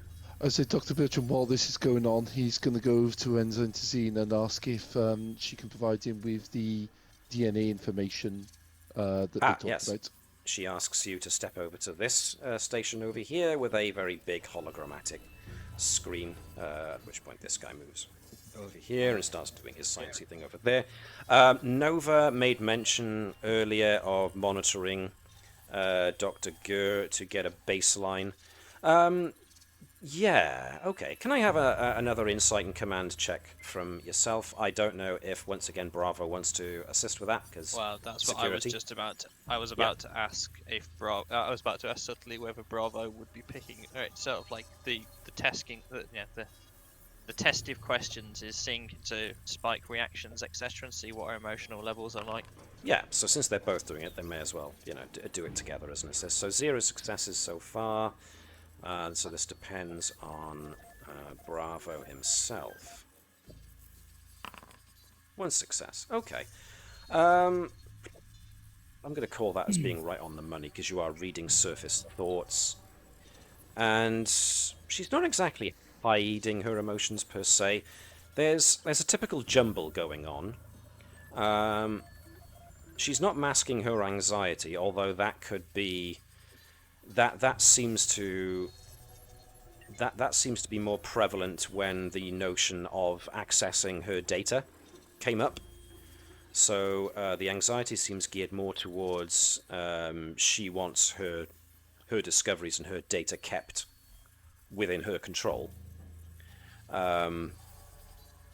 There is a certain amount of surface level fear that seems to stem from a more personal space, so like from ego. So both Nova and Bravo could tip that towards. Again, she's worried that her work is now in jeopardy, and because it's hers, she has a very. You're reading quite a lot of ego here. There's a lot of sense of self importance going on. But with Bravo being a telepath, he can also confirm that Gur has one of those very fast minds that's processing lots of data all at once. And so when she had to stop to turn around and talk to you guys, she was kind of trying to file information she wanted to keep in almost like the forefront of her mind, like an unfinished thought that she wanted to make sure she got down. But there's also, I don't know, there's like a shadowy area of her thoughts and emotions that she has got a level of, there's like a crust of control over, that you're not sure what's underneath without trying to pry further. And prying further, dependent on how telepathically sensitive Cthulhans are, might alert her that someone is actually rooting around inside of her head. Doctor, you get all the information you need to be able to formulate a reasonably good facsimile of Kalmuri physiology. For the most part, you can create a... has anybody seen the first episode of Strange New Worlds yet? Nope. I'll take that as a no. Okay. So, the level of technology that the Kalmuri have isn't as advanced as yours, obviously, but there are certain leanings towards an evolution of technology. So on the off chance there are things like DNA scans, Dr. Bertram has got something that can... It's like putting a protective shell over somebody's DNA in order so that it reads like Kalmuri, if there is a DNA scan. But it's like I mentioned earlier, it's one of those things where your body's own DNA will see it as an intruder and will try and rewrite itself back over the imposter. Yeah. So it's something that will need to be monitored by the doctor and maybe kept reasonably fresh over a period of time. It'll only last so long before it needs renewing. That's the kind of thing I was going for.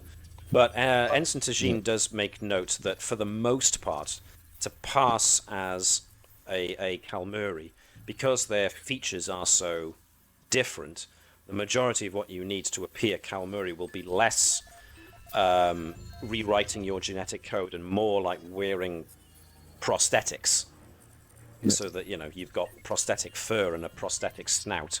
Their snouts aren't very long. I keep hitting my mic. Their snouts aren't as long and pronounced in many cases, but they're long enough that you would need some kind of prosthetic in order to give yourself like a snout. And of course, you're going to have fake fur having to be plastered to you. So While basically gathering the information first, when she's given me the brief and completed the brief, Dr. Bertram will ask if Lieutenant Lee had, he assumed was wearing a similar disguise as this when he was. He was. Because what Dr. Bertram's current concern is if and when they actually do any sort of forensics on the site and on the bodies of those that were caught in the incident, there's a possibility that they will realise that Lee not only was in disguise but was an alien being, which has the potential to become a prime directive breach and pollute the society of this native planet. Ensign Tajin, of course, flat out agrees with you. Yeah. Hence why Dr. Bertram is sort of like gathering this information up, because he sees as unavoidable an expedition to, if absolutely nothing else, at least retrieve those remains and clear up the evidence and get out of there undetected before that can be found. In that regard, Ensign Tajin does not let slip, but she does let you know a piece of information that in order to infiltrate the what do they call it? The Aphios Research Institute, which is the name of the university, or the equivalent of a university, where the anti-gravity experiment was taking place. Lieutenant Lee and herself forged identities. He called himself Raqueli, and she called herself Tezin, and they adopted the false identities of visiting researchers from another university in a small overseas country named Pytulis, in order to gain access as simply observers. So that's been the means by which they have so far managed to gain direct access to the Kalmuri Research Institute.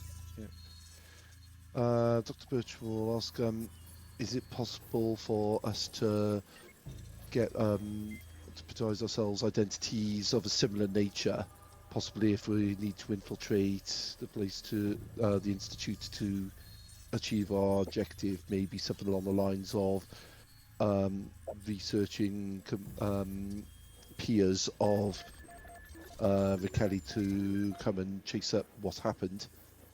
She nods and says that she will start formulating false identities now.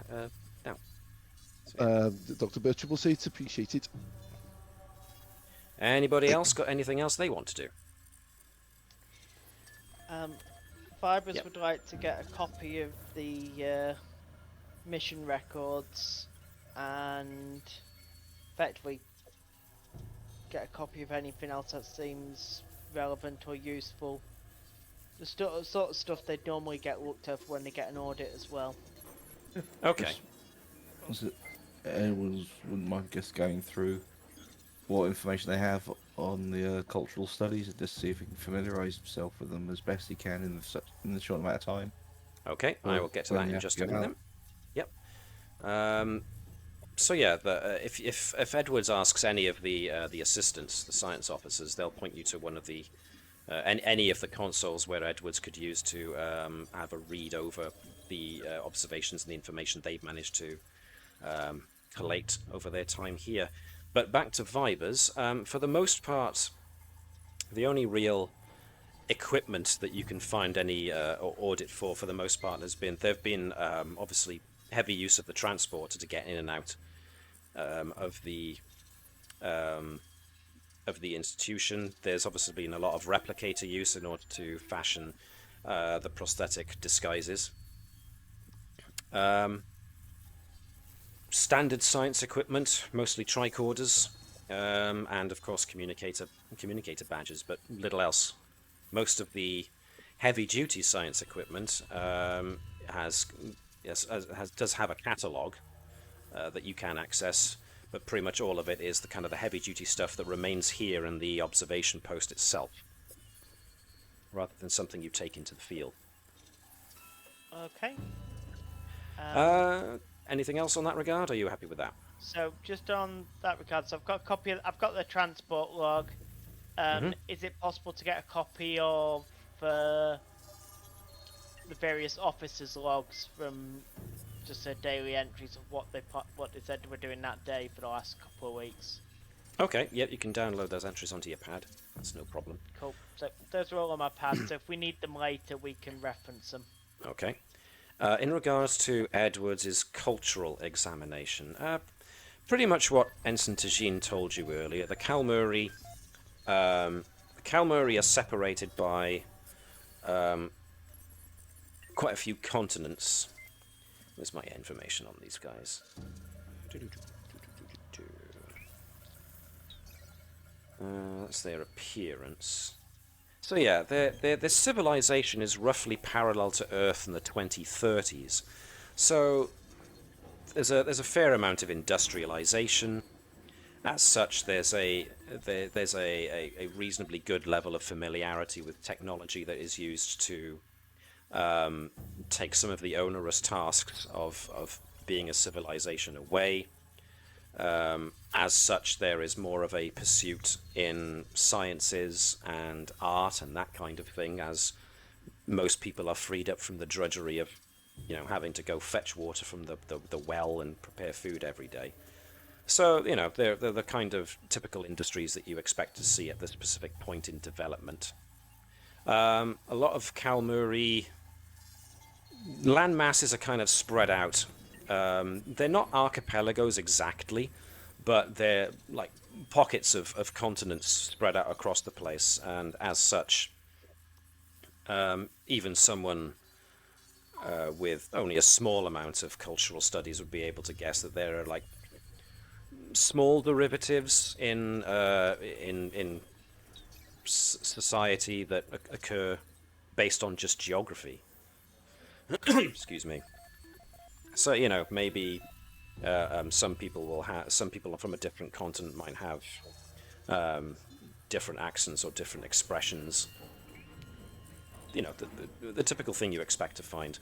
They, culturally, they exhibit signs of having typical types of, conflict between geographies in their past, but for the most part, that seems to have been overcome in their recent history. So for the most part, the Kalmuri seem to be a pretty good society as far as cooperation is concerned. There have been no major conflicts for quite some time, but that's not to say that they don't have, crime and violence. They still don't. They still have an economy based on scarcity, so there's no way you can't have people who have less than others, and therefore there's no way you can get around crime. But for the most part, reasonably well advanced species, culturally speaking. I hope that's answered everything you wanted from that. Okay. Anybody else? Can I start trying to pull up maps and schematics that they might have on the university itself? Trying to figure out where the accident happened and get an idea of those sort of locations. Yeah, trying to access a map, you realise that that's actually the holographic map that the Doctor has got pulled up on the holographic display table is a map of the Research Institute, more appropriately, one of its laboratories. So, it's what you expect from a typical academic institute. You've got different buildings with different wings, and therefore different, power requirements. But for the most part, you've got a schematic. You could probably find your way around that place now that you've got a map to work from. Anything else? Is there a way for us to detect sort of local communications or intercept local communication? Yeah, more than likely.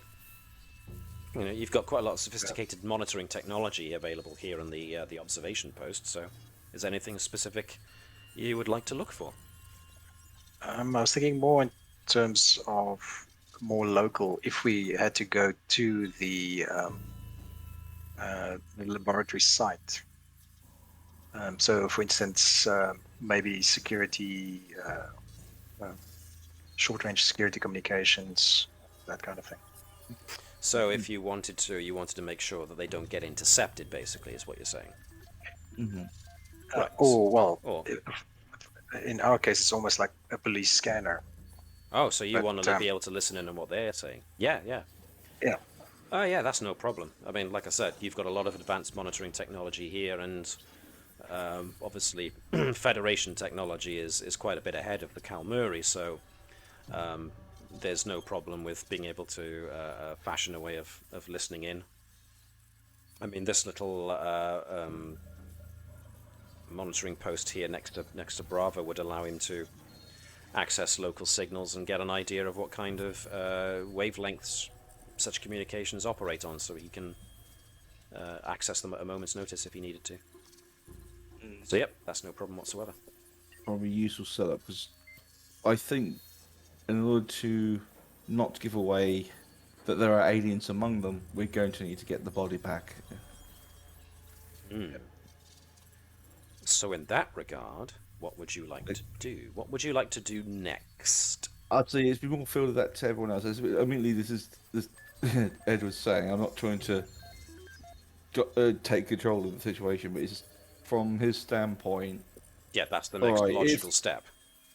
Because, well, if we do nothing, that's going to be a in breach of the prime directive. If we get caught, we do it. We have very much of a choice but to try and do it. The risks are too great not to.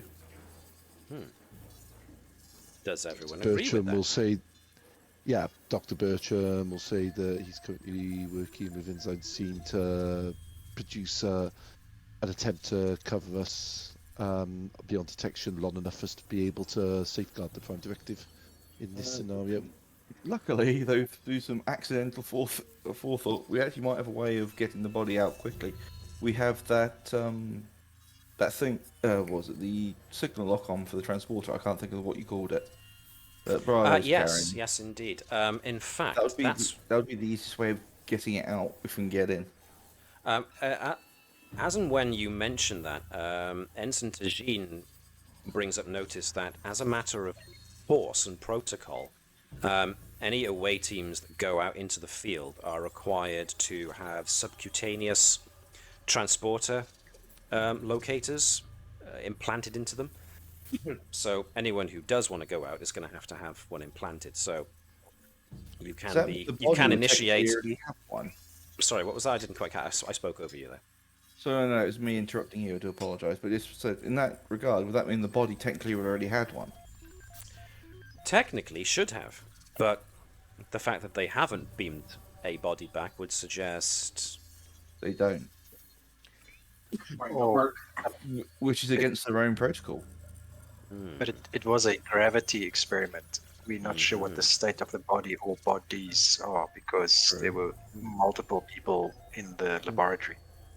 Indeed, Does Ensign Tazine know anything further about it? Ask her a direct question and get a direct answer, I imagine. So, Ensign Tazine, can I assume correctly that an attempt, if feasible, have been made to try and retrieve the body using that emergency beam out using the subcutaneous transponder. Emergency beam out using the transponder. Of course. However, the gravitic distortion in the area created a large amount of distortion that we have been so far unable to penetrate with the transporter. Is this the signal then? We have been unable to determine that. The different energy pollution that the gravity experiment created has unfortunately prevented us from being able to actually beam into the laboratory site itself, as well as being able to beam anything or anyone out. How far out does this disturbance go? Because we're going to have to breach that boundary if we're going to get the body out quickly. Indeed. The disturbance has managed to create a barrier to transport that encompasses most of the Science Administration building. So we will have to find a way of transporting in surreptitiously outside of the building and then making our way in if we are to gain access.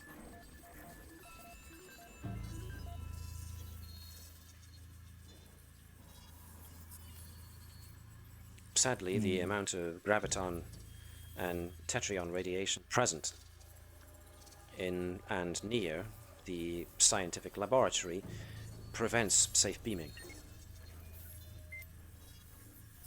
Yeah, do it the hard way then. Sorry. Is beaming the usual way to insert yourself into the science building? We have attempted to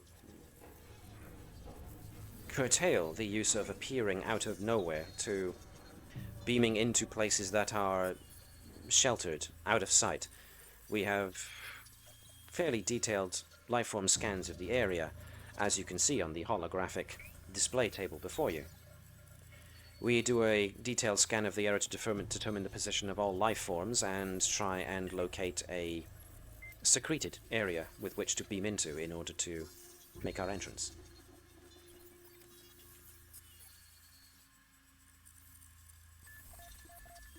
Anything else?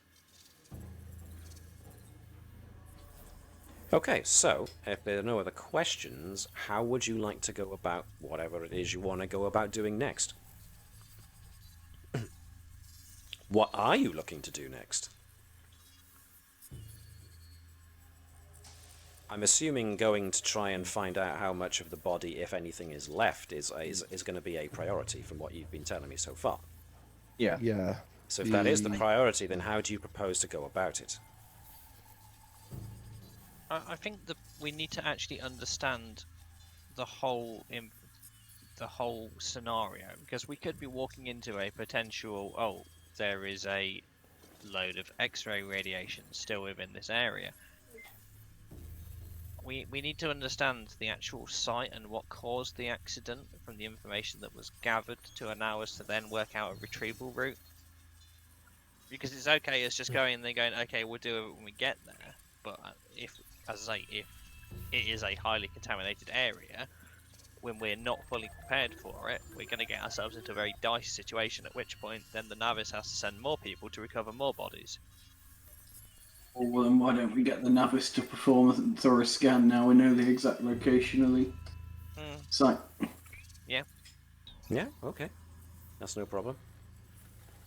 I think we should also prepare ourselves for the potentially not recovering the body, but getting rid of all biological material at the site. I was thinking that'd be the next thing, a full cleanup. So Mr. Edwards, you've proposed for yourself to become a cleaner. You know what I mean? We can't leave any trace, because any trace would be risking discovery and breach of the Prime Directive. It wouldn't just be me having to do all this. You certainly have tools and capabilities of being able to, find and eradicate DNA traces.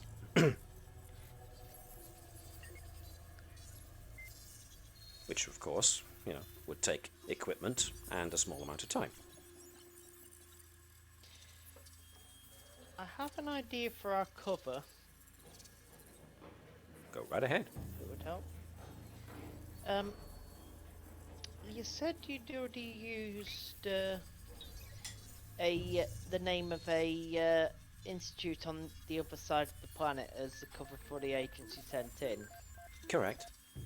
I think it might be useful if we have a small group go in as members of that institute who are here to find out what's happened to their colleagues,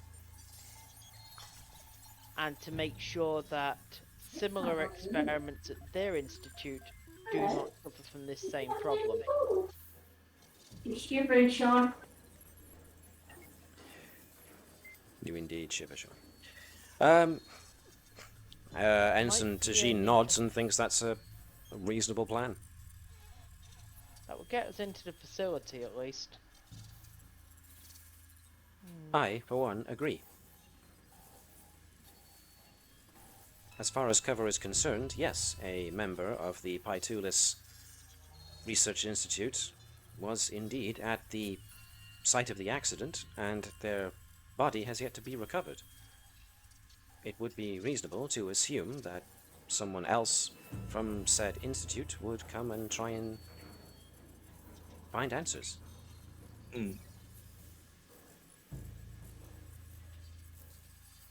Very well, then. Andrews, how do you fancy playing the visiting professor's professor? Sorry, I missed that. Was that? Did you say Edwards, or did I mishear that? Andrews, Andrews. Okay, good. I'm assuming you'd rather play lab assistant who's been dragged along so you get more people to talk to.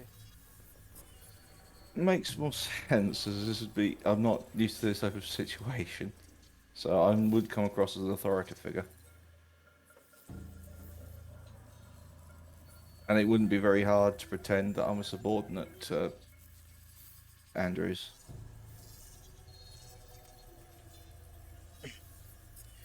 Well, Tajin contends that she would be the logical choice to go in, seeing as that she has already made contact with the Aephios Research Institute personnel and knows the place better than you guys do, so she volunteers to go on this retrieval mission. So it's now a case of who do you think should go?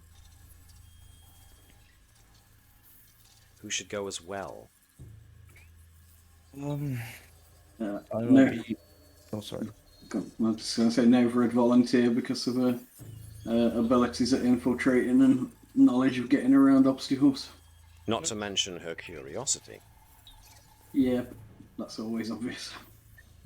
What was said earlier, I'm assuming that I'll need to go because I'll need to, if nothing else, keep an eye and monitor the disguises we'll be wearing in case they Okay. get rejected.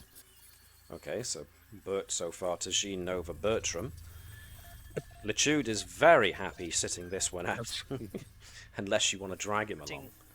I don't like splitting the party again. We've already split it by only taking a select number from the ship, and now to split it again, I think, yeah, if we leave Bring Lechude as everyone. NPC, or well, we take the rest of the group, because otherwise it's just like Yep. the people that have come here, they've done some investigation, and then they stand there for the rest of the episode. It just doesn't sit well.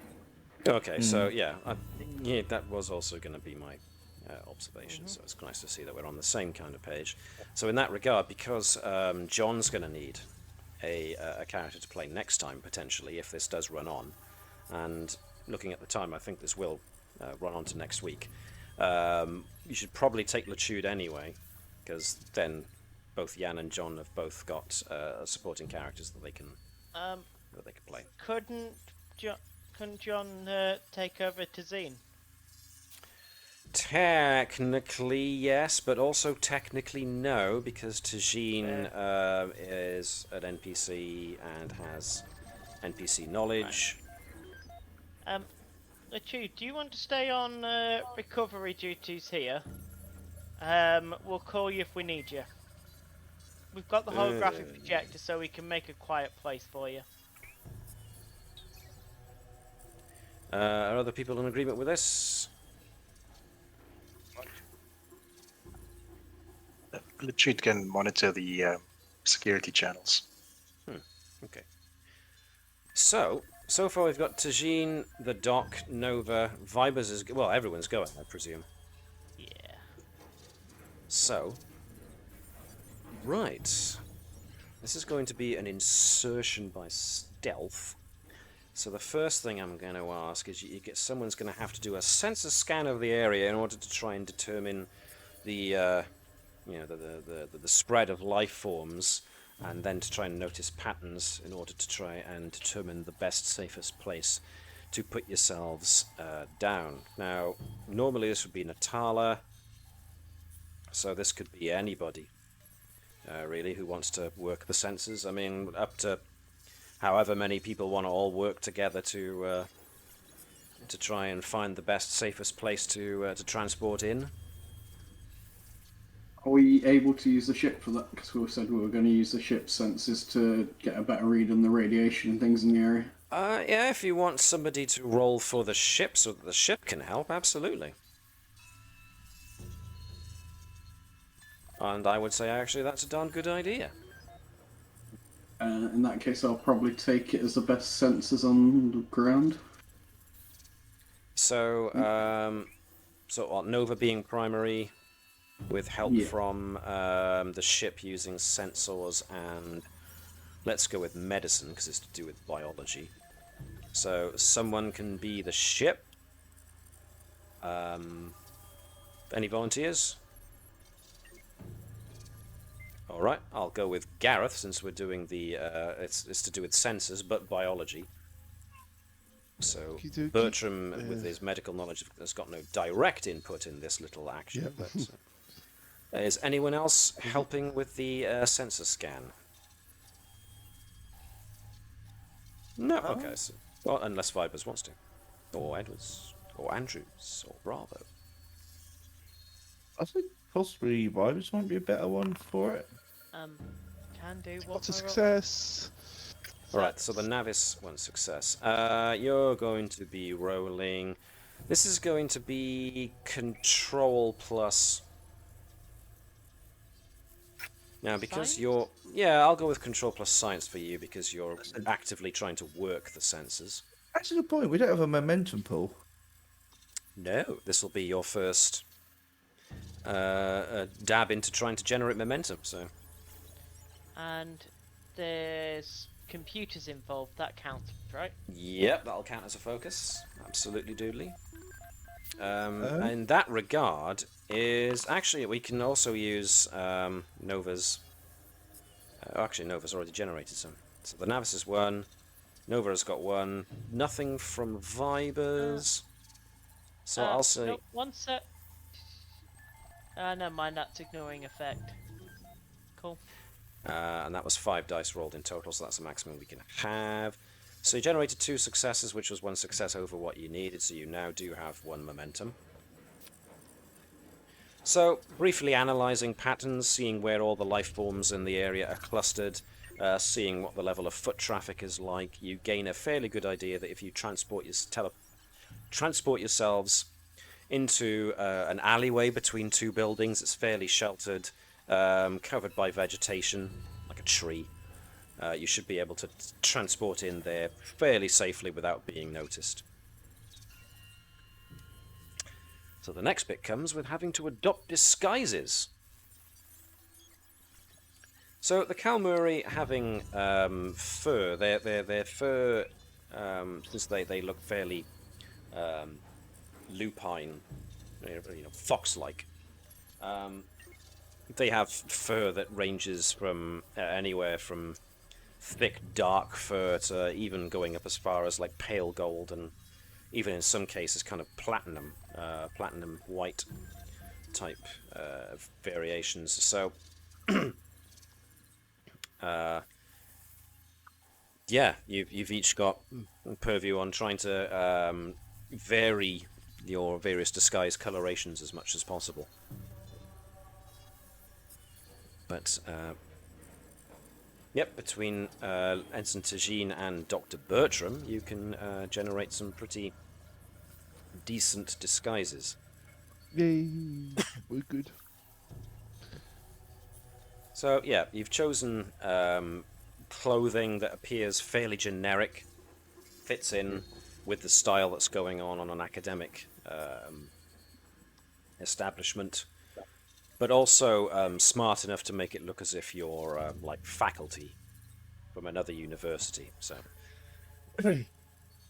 I'm going to assume that you come up with clever alter egos.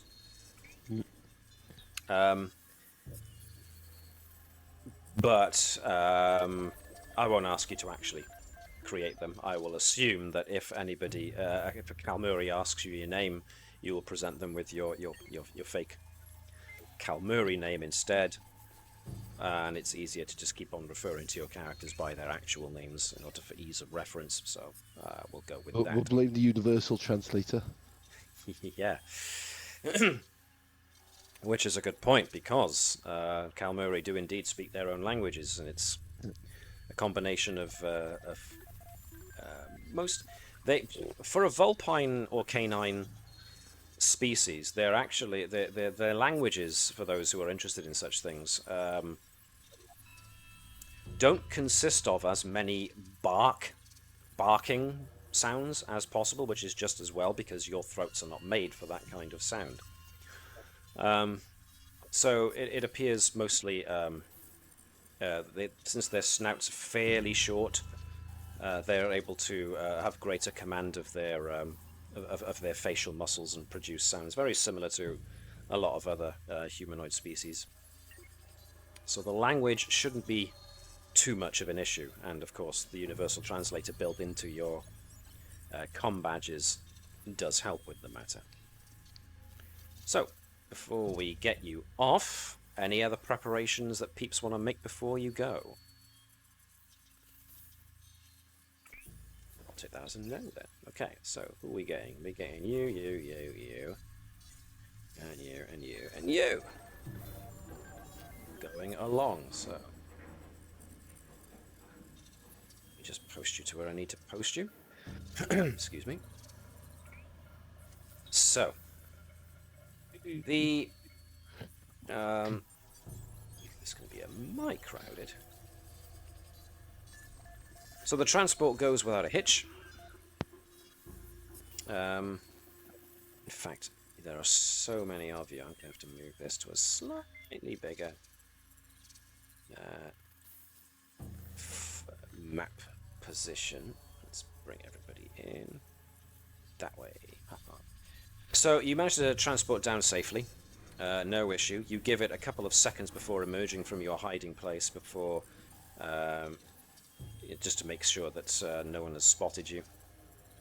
And with the confidence of knowing exactly where she's going, Tajin leads you past some of the buildings in order to get you straight to the science laboratories. And you seem to be drawing no attention, which is good, so in we go. So, let me see. You, of course, stop at the main reception area, and Tajin kind of takes command of the situation since her name is already known, giving your cover story that you came up with, that you are visiting academics from the Pytulis Academy, sent to basically investigate what happened to their colleague. As such, the receptionist sends a call to the head of the to the institute's director. Pardon me. And so you're asked to wait in the reception area until he comes, and eventually he does. You're greeted by a lean, you would guess middle-aged Kalmuri. It's based on the general appearance that you've seen going on, because like most academic institutions, it's populated by a lot of students going back and forth. So you kind of get the idea of what young Kalmuri look like. Their ears tend to be a little bit on the shorter side compared to the older ones, who have got somewhat higher pointed ears, and of course the older you are, the older they are, there's shades of their fur losing its colour and going white and or grey. So you can adequately judge that this one that you meet, who's apparently the Research Institute's director, is kind of just shy of middle age, and he introduces himself as Director Khan Maclet. And yeah, he's got very remarkable eyes. He has a quite hungry-looking eyes, and I don't mean that in a he wants to he looks like he wants to eat you kind of way, but Makes you think of the song. hungry eyes. So yeah, he's wearing what appears to be the equivalent of a smart business suit for a Kalmuri. Because some of them do have, it's because Kalmuri do have like backward jointed knees, as you would expect of lupines and vulpines. Their sense of dress is a bit more billowy, allowing for a lot of free movement. But it can still look pretty, pretty close cut and smart. So Director Maclet leads you through the Science Institute. He, of course, recognizes Tajine. They've met before. And, yeah, you can walk and talk as he leads you to the actual lab itself. So I'm going to throw us into the lab itself.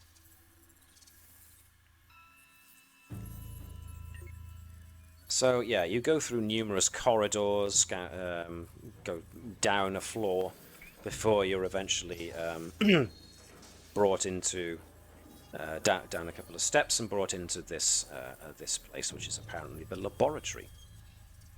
So yeah, the Is this the urge to criticise smoking in front of all this experimental stuff? yeah.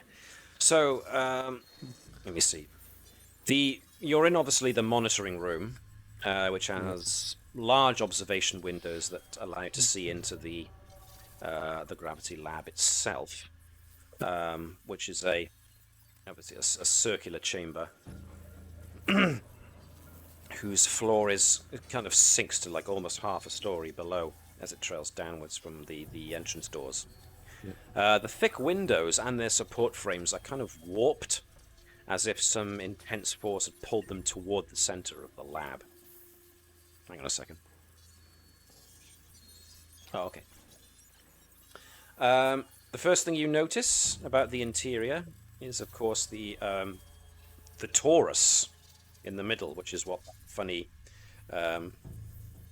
circle within a circle construction is. A large pile of wrecked equipment is kind of piled up along with it in the center. Most of it seemingly crushed inwards or half melted. And yeah, the torus itself is just about visible amidst all the mass of wreckage. A lot of large equipment and consoles have been bolted to the floor, and heavy conduits you can see are running from floor to ceiling, and they're still in place, but like the windows are warped inwards. And yeah, let's see who can see what. Vibers, Bertram, your vantage point, not. Nova's as well. What about Andrew's? No. Tajine. Bravo. Something else in that room that you notice is leaning against one wall at about a 20-degree angle from the vertical is a thick rectangular slab. Looks to be about 3 by 4 meters, half a meter thick. Oh, I don't see the big black square in the top right. Big black square in the top right. Yeah. Big Black square with the explosion kind of. It's a texture that's not loading for you, Alex. Reload your browser. Yeah, looks It's like it's a WebM tile that's just playing the same repeating loop, and the black. Sometimes you get a black flicker of it replaying the sequence from the start. Yep. If you're not seeing anything but a black square, then yeah, that means the whole. It's like a GIF. You know, you've got frames, and the frames are obviously not loading past the first black one. So, as Webby said, yes, you should probably restart your browser, just to try and get it to force it to retrieve all the assets. There we are. Excellent. Yeah, that slab looks like it's quite heavy. And it's the only loose item in the room that hasn't been pulled into the center.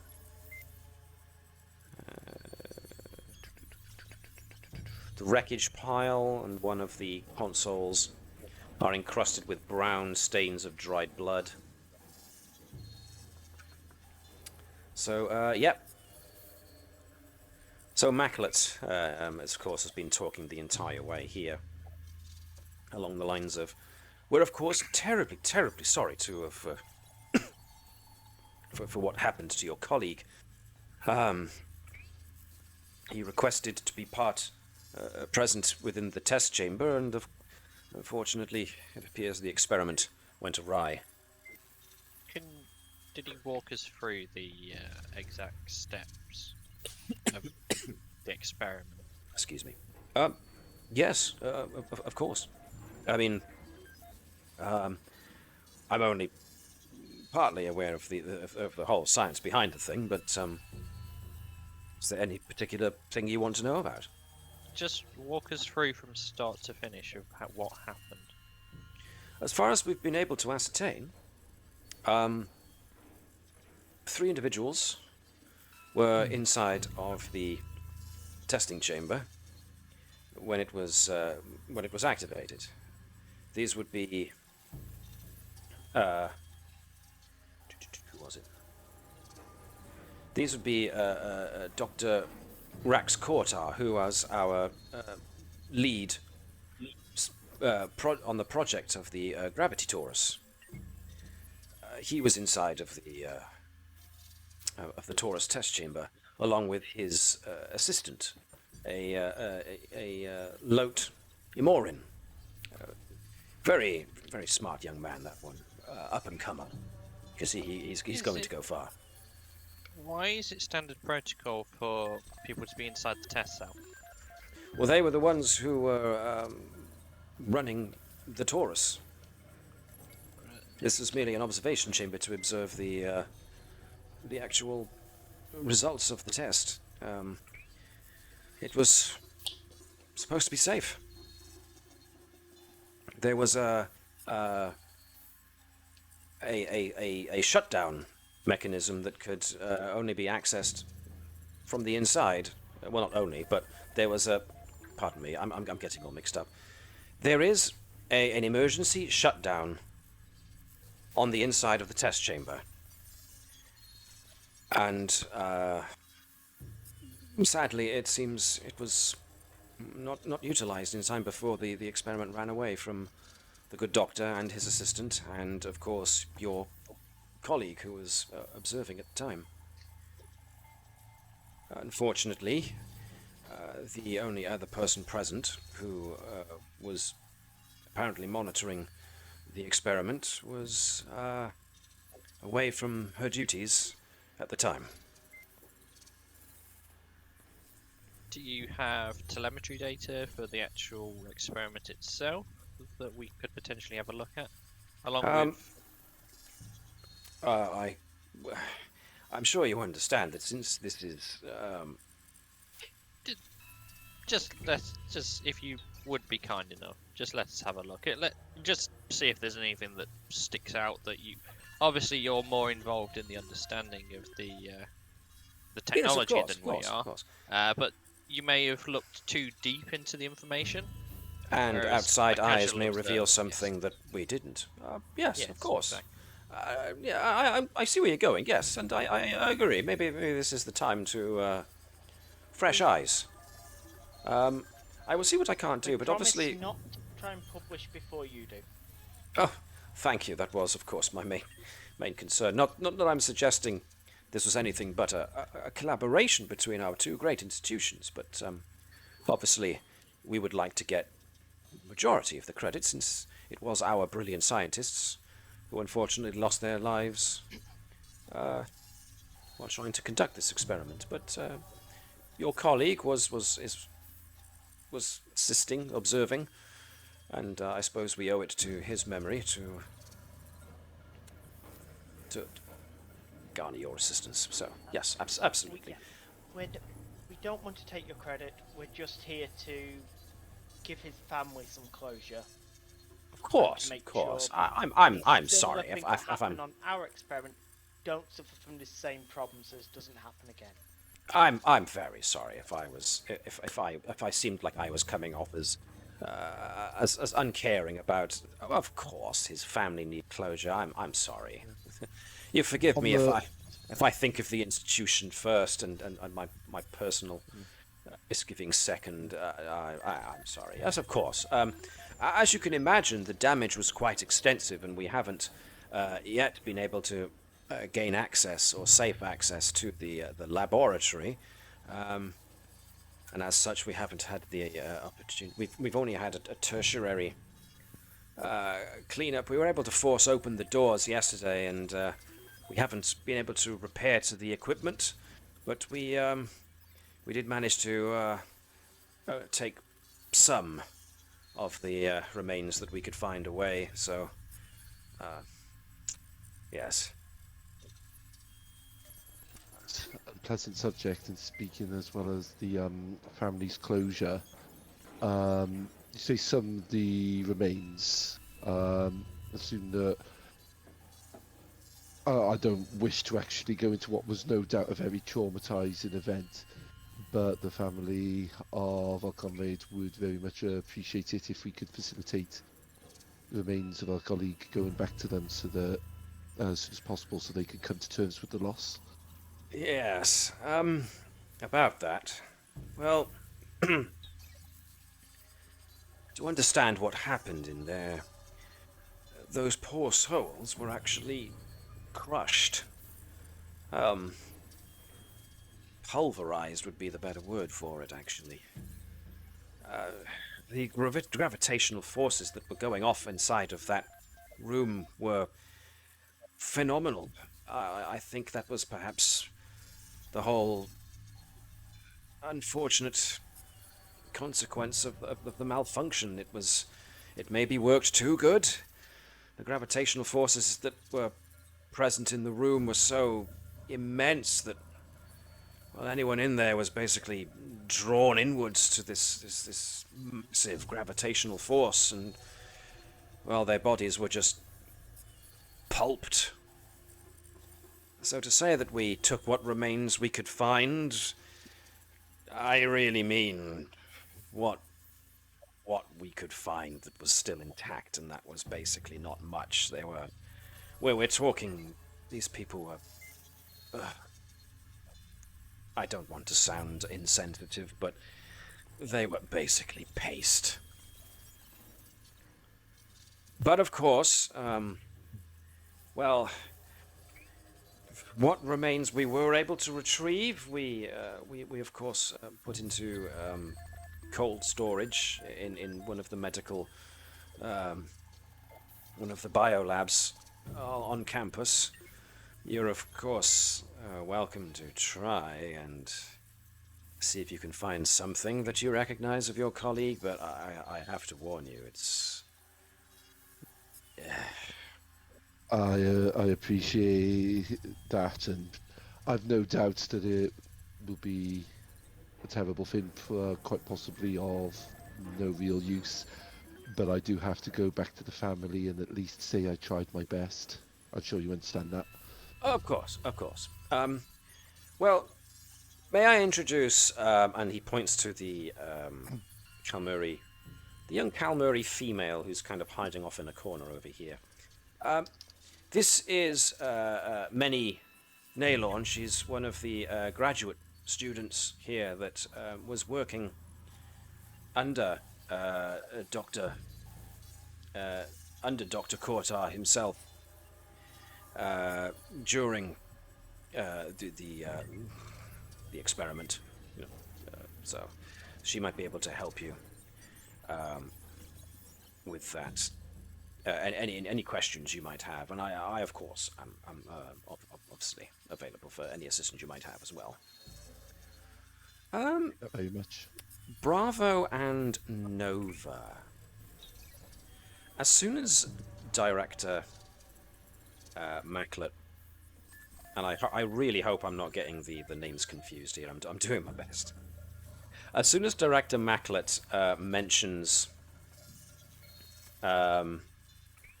Dr. What was his name? Dr. Kortar. Both the empath and the telepath get a very definite shudder from the graduate student, Many Naylorn. It's one of... I mean, you don't even need a check to try and detect it. It's one of discomfort, revulsion, shame, and then kind of ambivalence. It's a real mixed bag.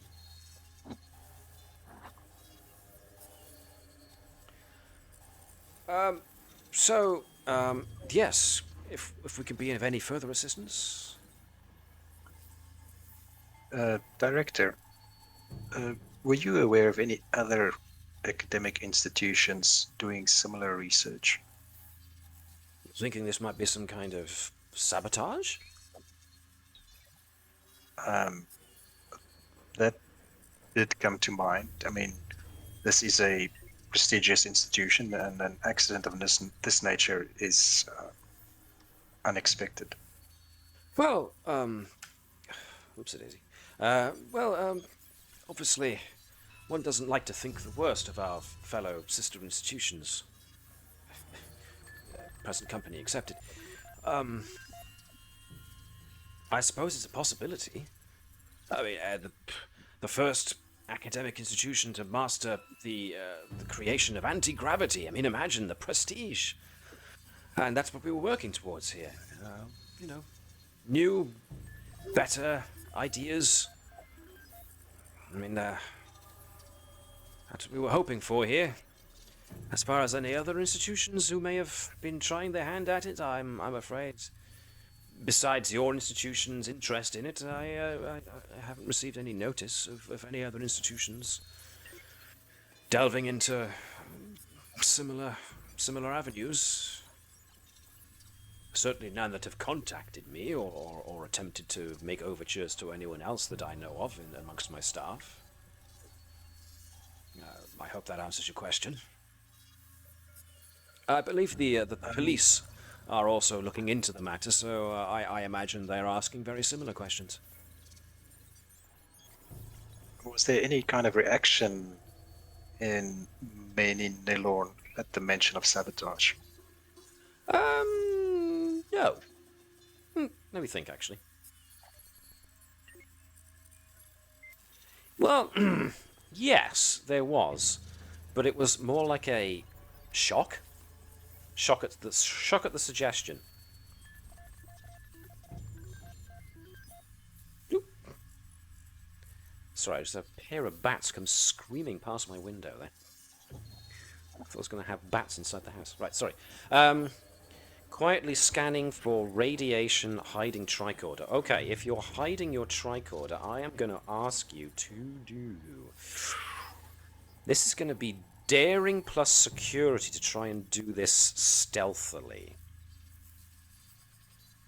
Use the momentum. And Can I kind of before he does it, is that kind of be more subtle and push it back down, and then try? So you want to aid him in being surreptitious about it? Or me to actually lead it? Yeah. Anyone who wants to. So, you basically put yourself, maneuver yourself so that you're in front of Vibers, so that he can pull it out and... Yeah, absolutely. Do recommend taking the motivation, because if it goes badly, we get caught. Okay, so does this mean Well, if I it goes roll wrong, when then you we aid, just say or that it's a radiation you scanner. roll it? So, I'm just saying it's a prototype from our university. So you want Andrews to be the principal on this daring and security check, and you want Vibers to be the aid. Yes. Yeah. So if I'm aiding, I only get 1 dice. That's right. Yes. If you want to add, if anybody wants to add momentum, you can to add another dice, which would be 4 dice in total. And I'm gonna. Ooh. And I'm gonna oppose this with an insight plus security to see if anybody notices. Nothing else. Let's just have a look. One success and one success, so that's a tie. So nobody spent momentum, did they? No. No. Okay. So you maneuver yourself. The director seems to, the director notices your movement, but doesn't seem to think too much of it. So you might have got away with that. In that case, I am going to need to give me a quick check Roll here on to science see. to get the results. So let's screw this up. Results during the following. Okay, give me a sec to determine what it is you need to roll and what it is you might get as a result.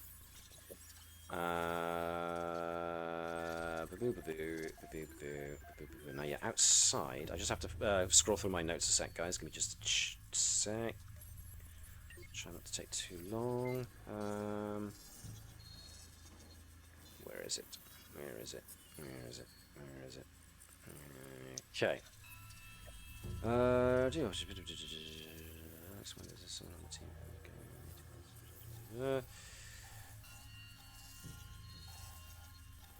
Right, tricorder.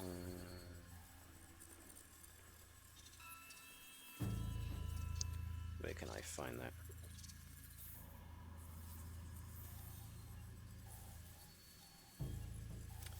Can I get an insight plus science check from Vibers, please? Okay.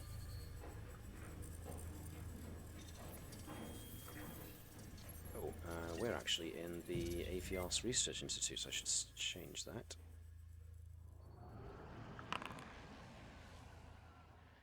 One success. Okay. Let me see. Badoo.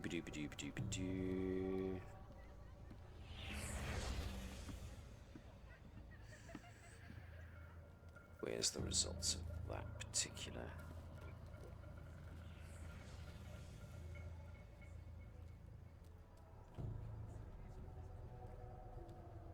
Okay. As Tajine mentioned, there's a lot of gravimetric interference, but it has dissipated to a certain degree, which gives you an indication that whatever happened in that lab created a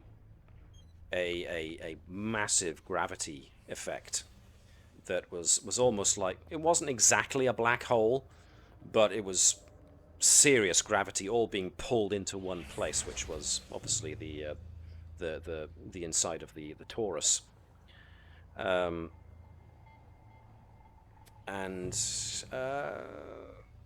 one success. Was there anything you were scanning for particularly, or are you just trying to see what you got as a part of a basic scan? I'm basically just checking for radiation and things that could be dangerous to us as we dig any further. Yeah, so blah blah blah blah blah blah blah blah. I will allow you to spend a point of momentum if you want to ask me a direct question. If there is a direct question you want to ask me. Otherwise, yeah, you're detecting that whatever happened in there was a massive gravitational event that pulled everything in there. But I am going to ask you to make a quick insight plus science check, and I'm not going to tell you what the difficulty is. Let's see if Vipers picks up on this. One success. Okay. You do find it interesting, however, that that slab that you saw in the corner, which from where you are you can still see, it's this thing over here, if you can see where my cursor is going round. That slab, whatever it is, It doesn't look like it's as well bolted down as some of the other things, so it's curious that that thing should still be standing when everything else that wasn't as firmly bolted down as the other things were ripped free and just, conglomerated in the center. But other than that, that's all you get. My one question then is, does anything here scream Romulan? Interesting question. No. Definitely not. Definitely not. It's singularity stuff. It was worth checking. Yeah. Discriminatory as we are for Prime Directive.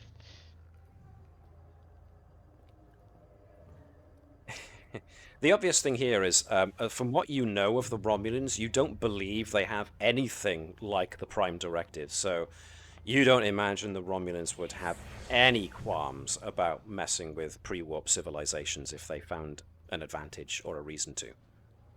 Or they just wanted someone else to do their dangerous experiments so they didn't have to. And of course, they are known for being, liking to play things behind the scenes, so both arguments have their merit. But there's nothing present to suggest the involvement of someone like the Romulans in this. Cool. Because this wasn't a black hole, this was a gravity well. Yes. The radiation signature that we've got here shows it was a huge gravity well. It didn't match a singularity drive or the quantum torpedo stuff we had a little while back. Cool. And we remember how fun that was. Paranoid engineer. Fine. Are there any more questions you want to ask the people present? So you've already ascertained that Dr. Kortar was testing his experimental gravity torus when it ran out of control. The occupants of the lab were Kortar, his assistant, Lotimorin, and the observer,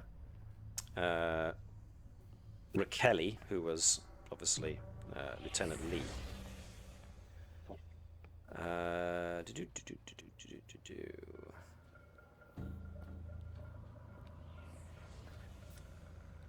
That's kind of what you know thus far, unless I've missed out some bits. Go on.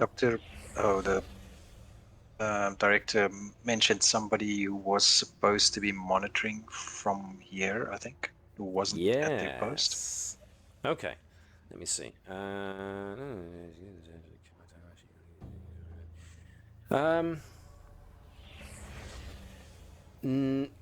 Naylorn, the grad student, she brings up that she had requested the day off by Dr. Kortar, and she seems pretty guilty. This young Kalmuri seems to wear her emotions on a sleeve a bit, and especially the empath and the telepath get notions of feeling guilty about that particular point, about having asked and being given the day off of the experiment. There was a question you asked and I've lost my thread of it. What was the question again, sorry? No, I was just pointing out that there was still I guess there was someone who should have been in the control room and wasn't. Right.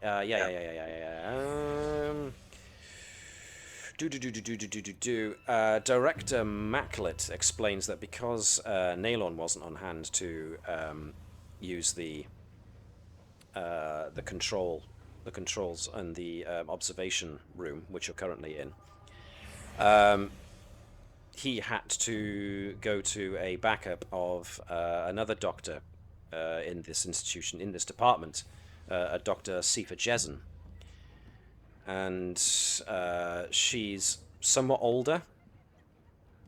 And curiously enough, Director Macklett makes very obvious mention of Dr. Jessen's age. It's like he's trying to make a point. She's old. And apparently, according to the director, Dr. Jessen was the replacement for Nailon, the grad student. But for some reason, she wasn't on hand in the observation room when the gravity experiment ran amok. According to Director Macklett, Dr. Jessen maintains that she had to take a bathroom break. Director Macklett quite scornfully adds in there that, you know, The crucial point.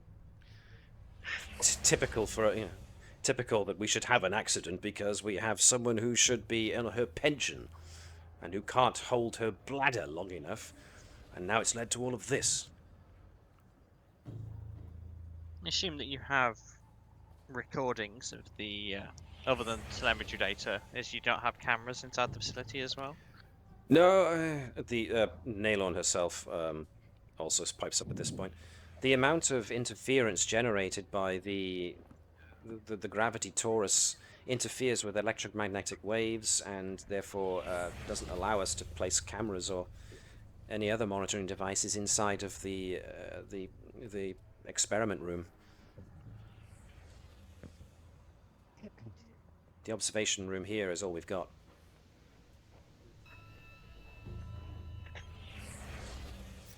Any other questions you want to ask? Okay. Do you mind if we have a look around the test chamber? I suppose you could. Yes, I suppose so. Just be careful. There's a lot of twisted, bent, sharp artifacts in there. It's around about this point as well that young Nailorn starts to get very teary. She starts to break down emotionally, and the telepath and the empath can confirm that she's feeling very remorseful about the fact that she wasn't present in the control room when she should have been. So Director Macklett explains when Nailon becomes overcome with emotion that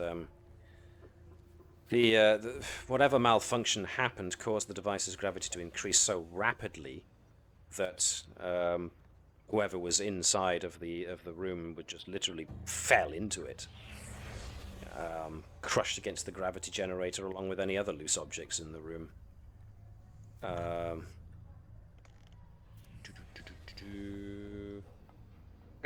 This process have been stopped from this observation room.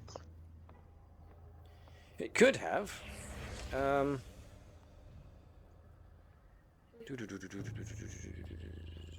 We have a few instrument readings that have given us the clue that some kind of failure did cause this surge, which then crushed everything else. But this is all supposition put after the fact. As I said, no cameras in the lab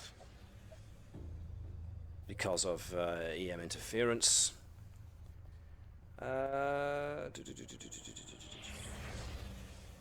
Apparently, the wreckage and remains were actually discovered quite quickly after the accident by Dr. Sophia Jessen herself. And yes, all very traumatic. I expect Will we have an more, opportunity to speak to her? yes, I suppose so. Now that Dr. Kortar's gone, she's our sole expert on anti-gravity now. And the telepath and the empath both get a note of bitterness about when he mentions that.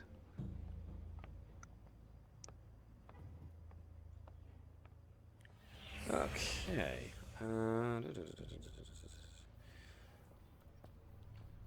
So yeah, following on from that, Director Macklett, pardon me, continues as like, well, it is a big shame that we've lost such an unparalleled intellect with Dr. Kortar, and now we're left with second best.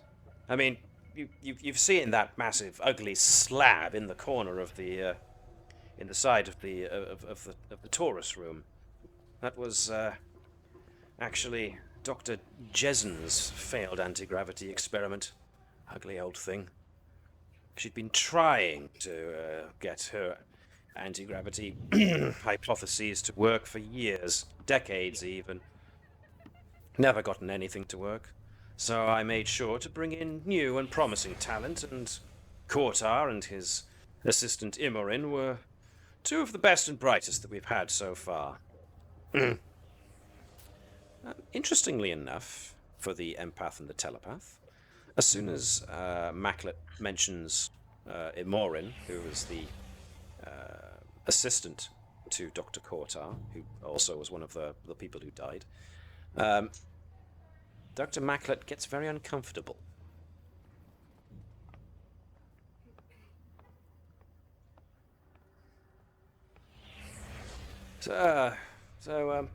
Yes.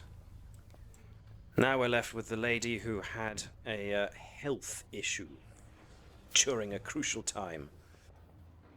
And now her greatest rival for the anti-gravity project is now gone, and we're left with second best instead.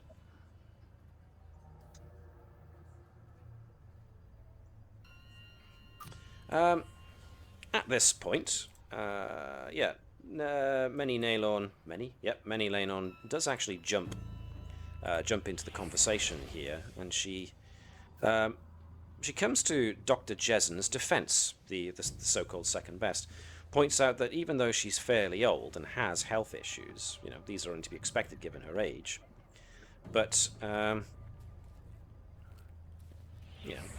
this is fair considering how old she is. But Macklett then points out that her age gave her reason to feel threatened by the younger up and coming Imorin, who was the assistant.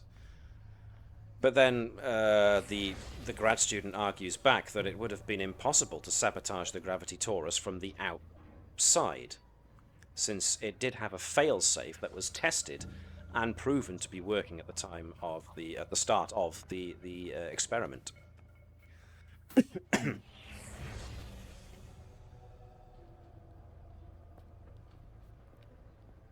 Anybody who asks about the failsafe is told that the failsafe was tested and proven to be working at the start.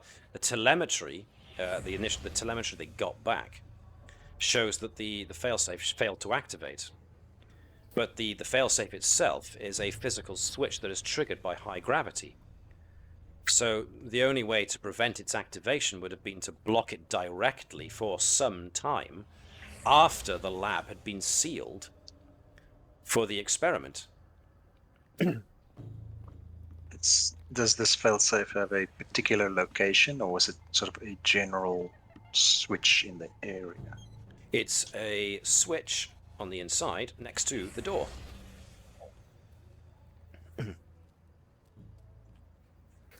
And the door sensors, according to Nalon, the grad student, apparently confirmed that the door was not opened between the start of the experiment and the moment when it was forced open from outside after the accident had occurred. So she gets quite worked up about this because, and the telepath and the empath can pick this up, she is genuinely confused and concerned that the failsafe was so simple that it could not have failed unless it had been tampered with. But no one could have tampered with the Taurus unless they were inside. And if they were inside, well, they wouldn't have been able to have gotten out alive.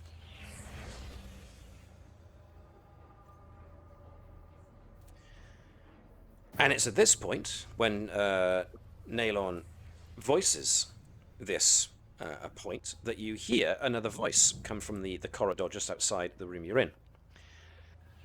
Not by any means known to our science, anyway. And you turn around to notice that you have newcomers that have just arrived. The rearmost two are fairly tall and imposing-looking Kalmuri who are both wearing uniforms. The one at the front, however, is an imposing-looking female Kalmuri with shockingly red fur accented with white. And she's dressed in a multi-pocketed vest and a trench coat that looks like it's been well travelled in. Director Macklett asks her to come in, and he points her out and introduces her for everybody else. Everybody, this is Inspector Lennox, Dory Lennox. She's with the Bureau, the Aphios Bureau of Investigation. Apparently, she's the one looking into the accident. And everybody notices that she's giving you guys a very intense stare. And the empath and the telepath are getting very strong vibes of suspicion coming off of the inspector. So, you guys are all visitors from the same institution as one of the decedents, correct? Yes. Yes. Interesting. Interesting. Well, seeing as I'm conducting interviews with everybody involved in this, and you people are new on the scene, I was wondering if you could come with me and answer some questions down at the ABI headquarters.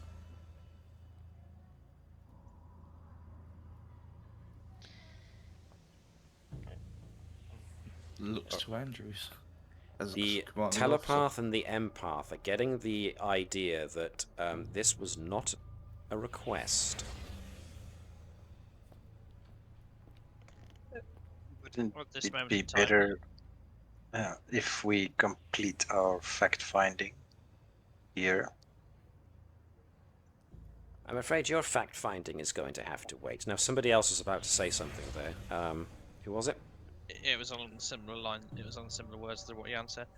Is that yes? As for us to enable, for you to enable to conclude this investigation, you need to understand the facts behind the failure that occurred to this. And We I'm are- interviewing the staff and the people in this institution too. But forgive my assumption, but I believe the police force are not as knowledgeable of what's gone on here, or what the technology research is that's here. We are we are here to offer our assistance in the investigation of what caused the tragedy, which may help then aid your investigation. I'm not saying that we won't assist, but we won't attend if you wish us to. But the longer that we delay on finding what caused the failure of the system, the more likely it is that any residual evidence could potentially break down. I see. Director, can you in that case make sure that no one else goes into the laboratory and no one else comes in here unless I authorize it? And in the meantime, how about we just go to API headquarters for a little chat, just to discuss your, and she looks around at each and every one of you, credentials. Come on, let's take a ride. And she walks past. There's a very strong assumption in her demeanor that you are going to follow. And I think that is a very good point at which we can leave tonight's session. Because it seems you're being dragged down to police HQ. We've been arrested. It had to happen Right, sooner or later. Okay, guys. Right, the tube can the- teleport us home. Guys, no matter how strong the desire, do not ask about their nuclear vessels. It never goes well. And Bertram, I just want to make this really clear. Don't tell him about the moss. What, you mean the stuff he's got in his pocket to throw at people to blind them in case of emergencies? Like pocket sand, but it's moss instead. Because, Doctor, how did you knock them out? You know, I thought they took all the weapons off us. I just started talking about moss for half an hour and they passed out. Okay, so yes, it's 10 o'clock, so mysteries abound. We basically have a locked door murder mystery on our hands here. All very interesting. But now we have an added complication in that it seems you're being asked to go and answer some questions, or just a basic investigation into your credentials, she claims, down at Police HQ. So, what are the crew gonna do, and how are they going to avoid stepping on or breaking on the Prime Directive? I suppose we'll just have to wait until next time to answer that question. So, yeah, wow. So, yeah, anybody who's watching the Twitch stream, thank you very much for tuning in, and we'll hopefully answer the myriad questions next week. Until then, live long and prosper, and hailing frequencies closed.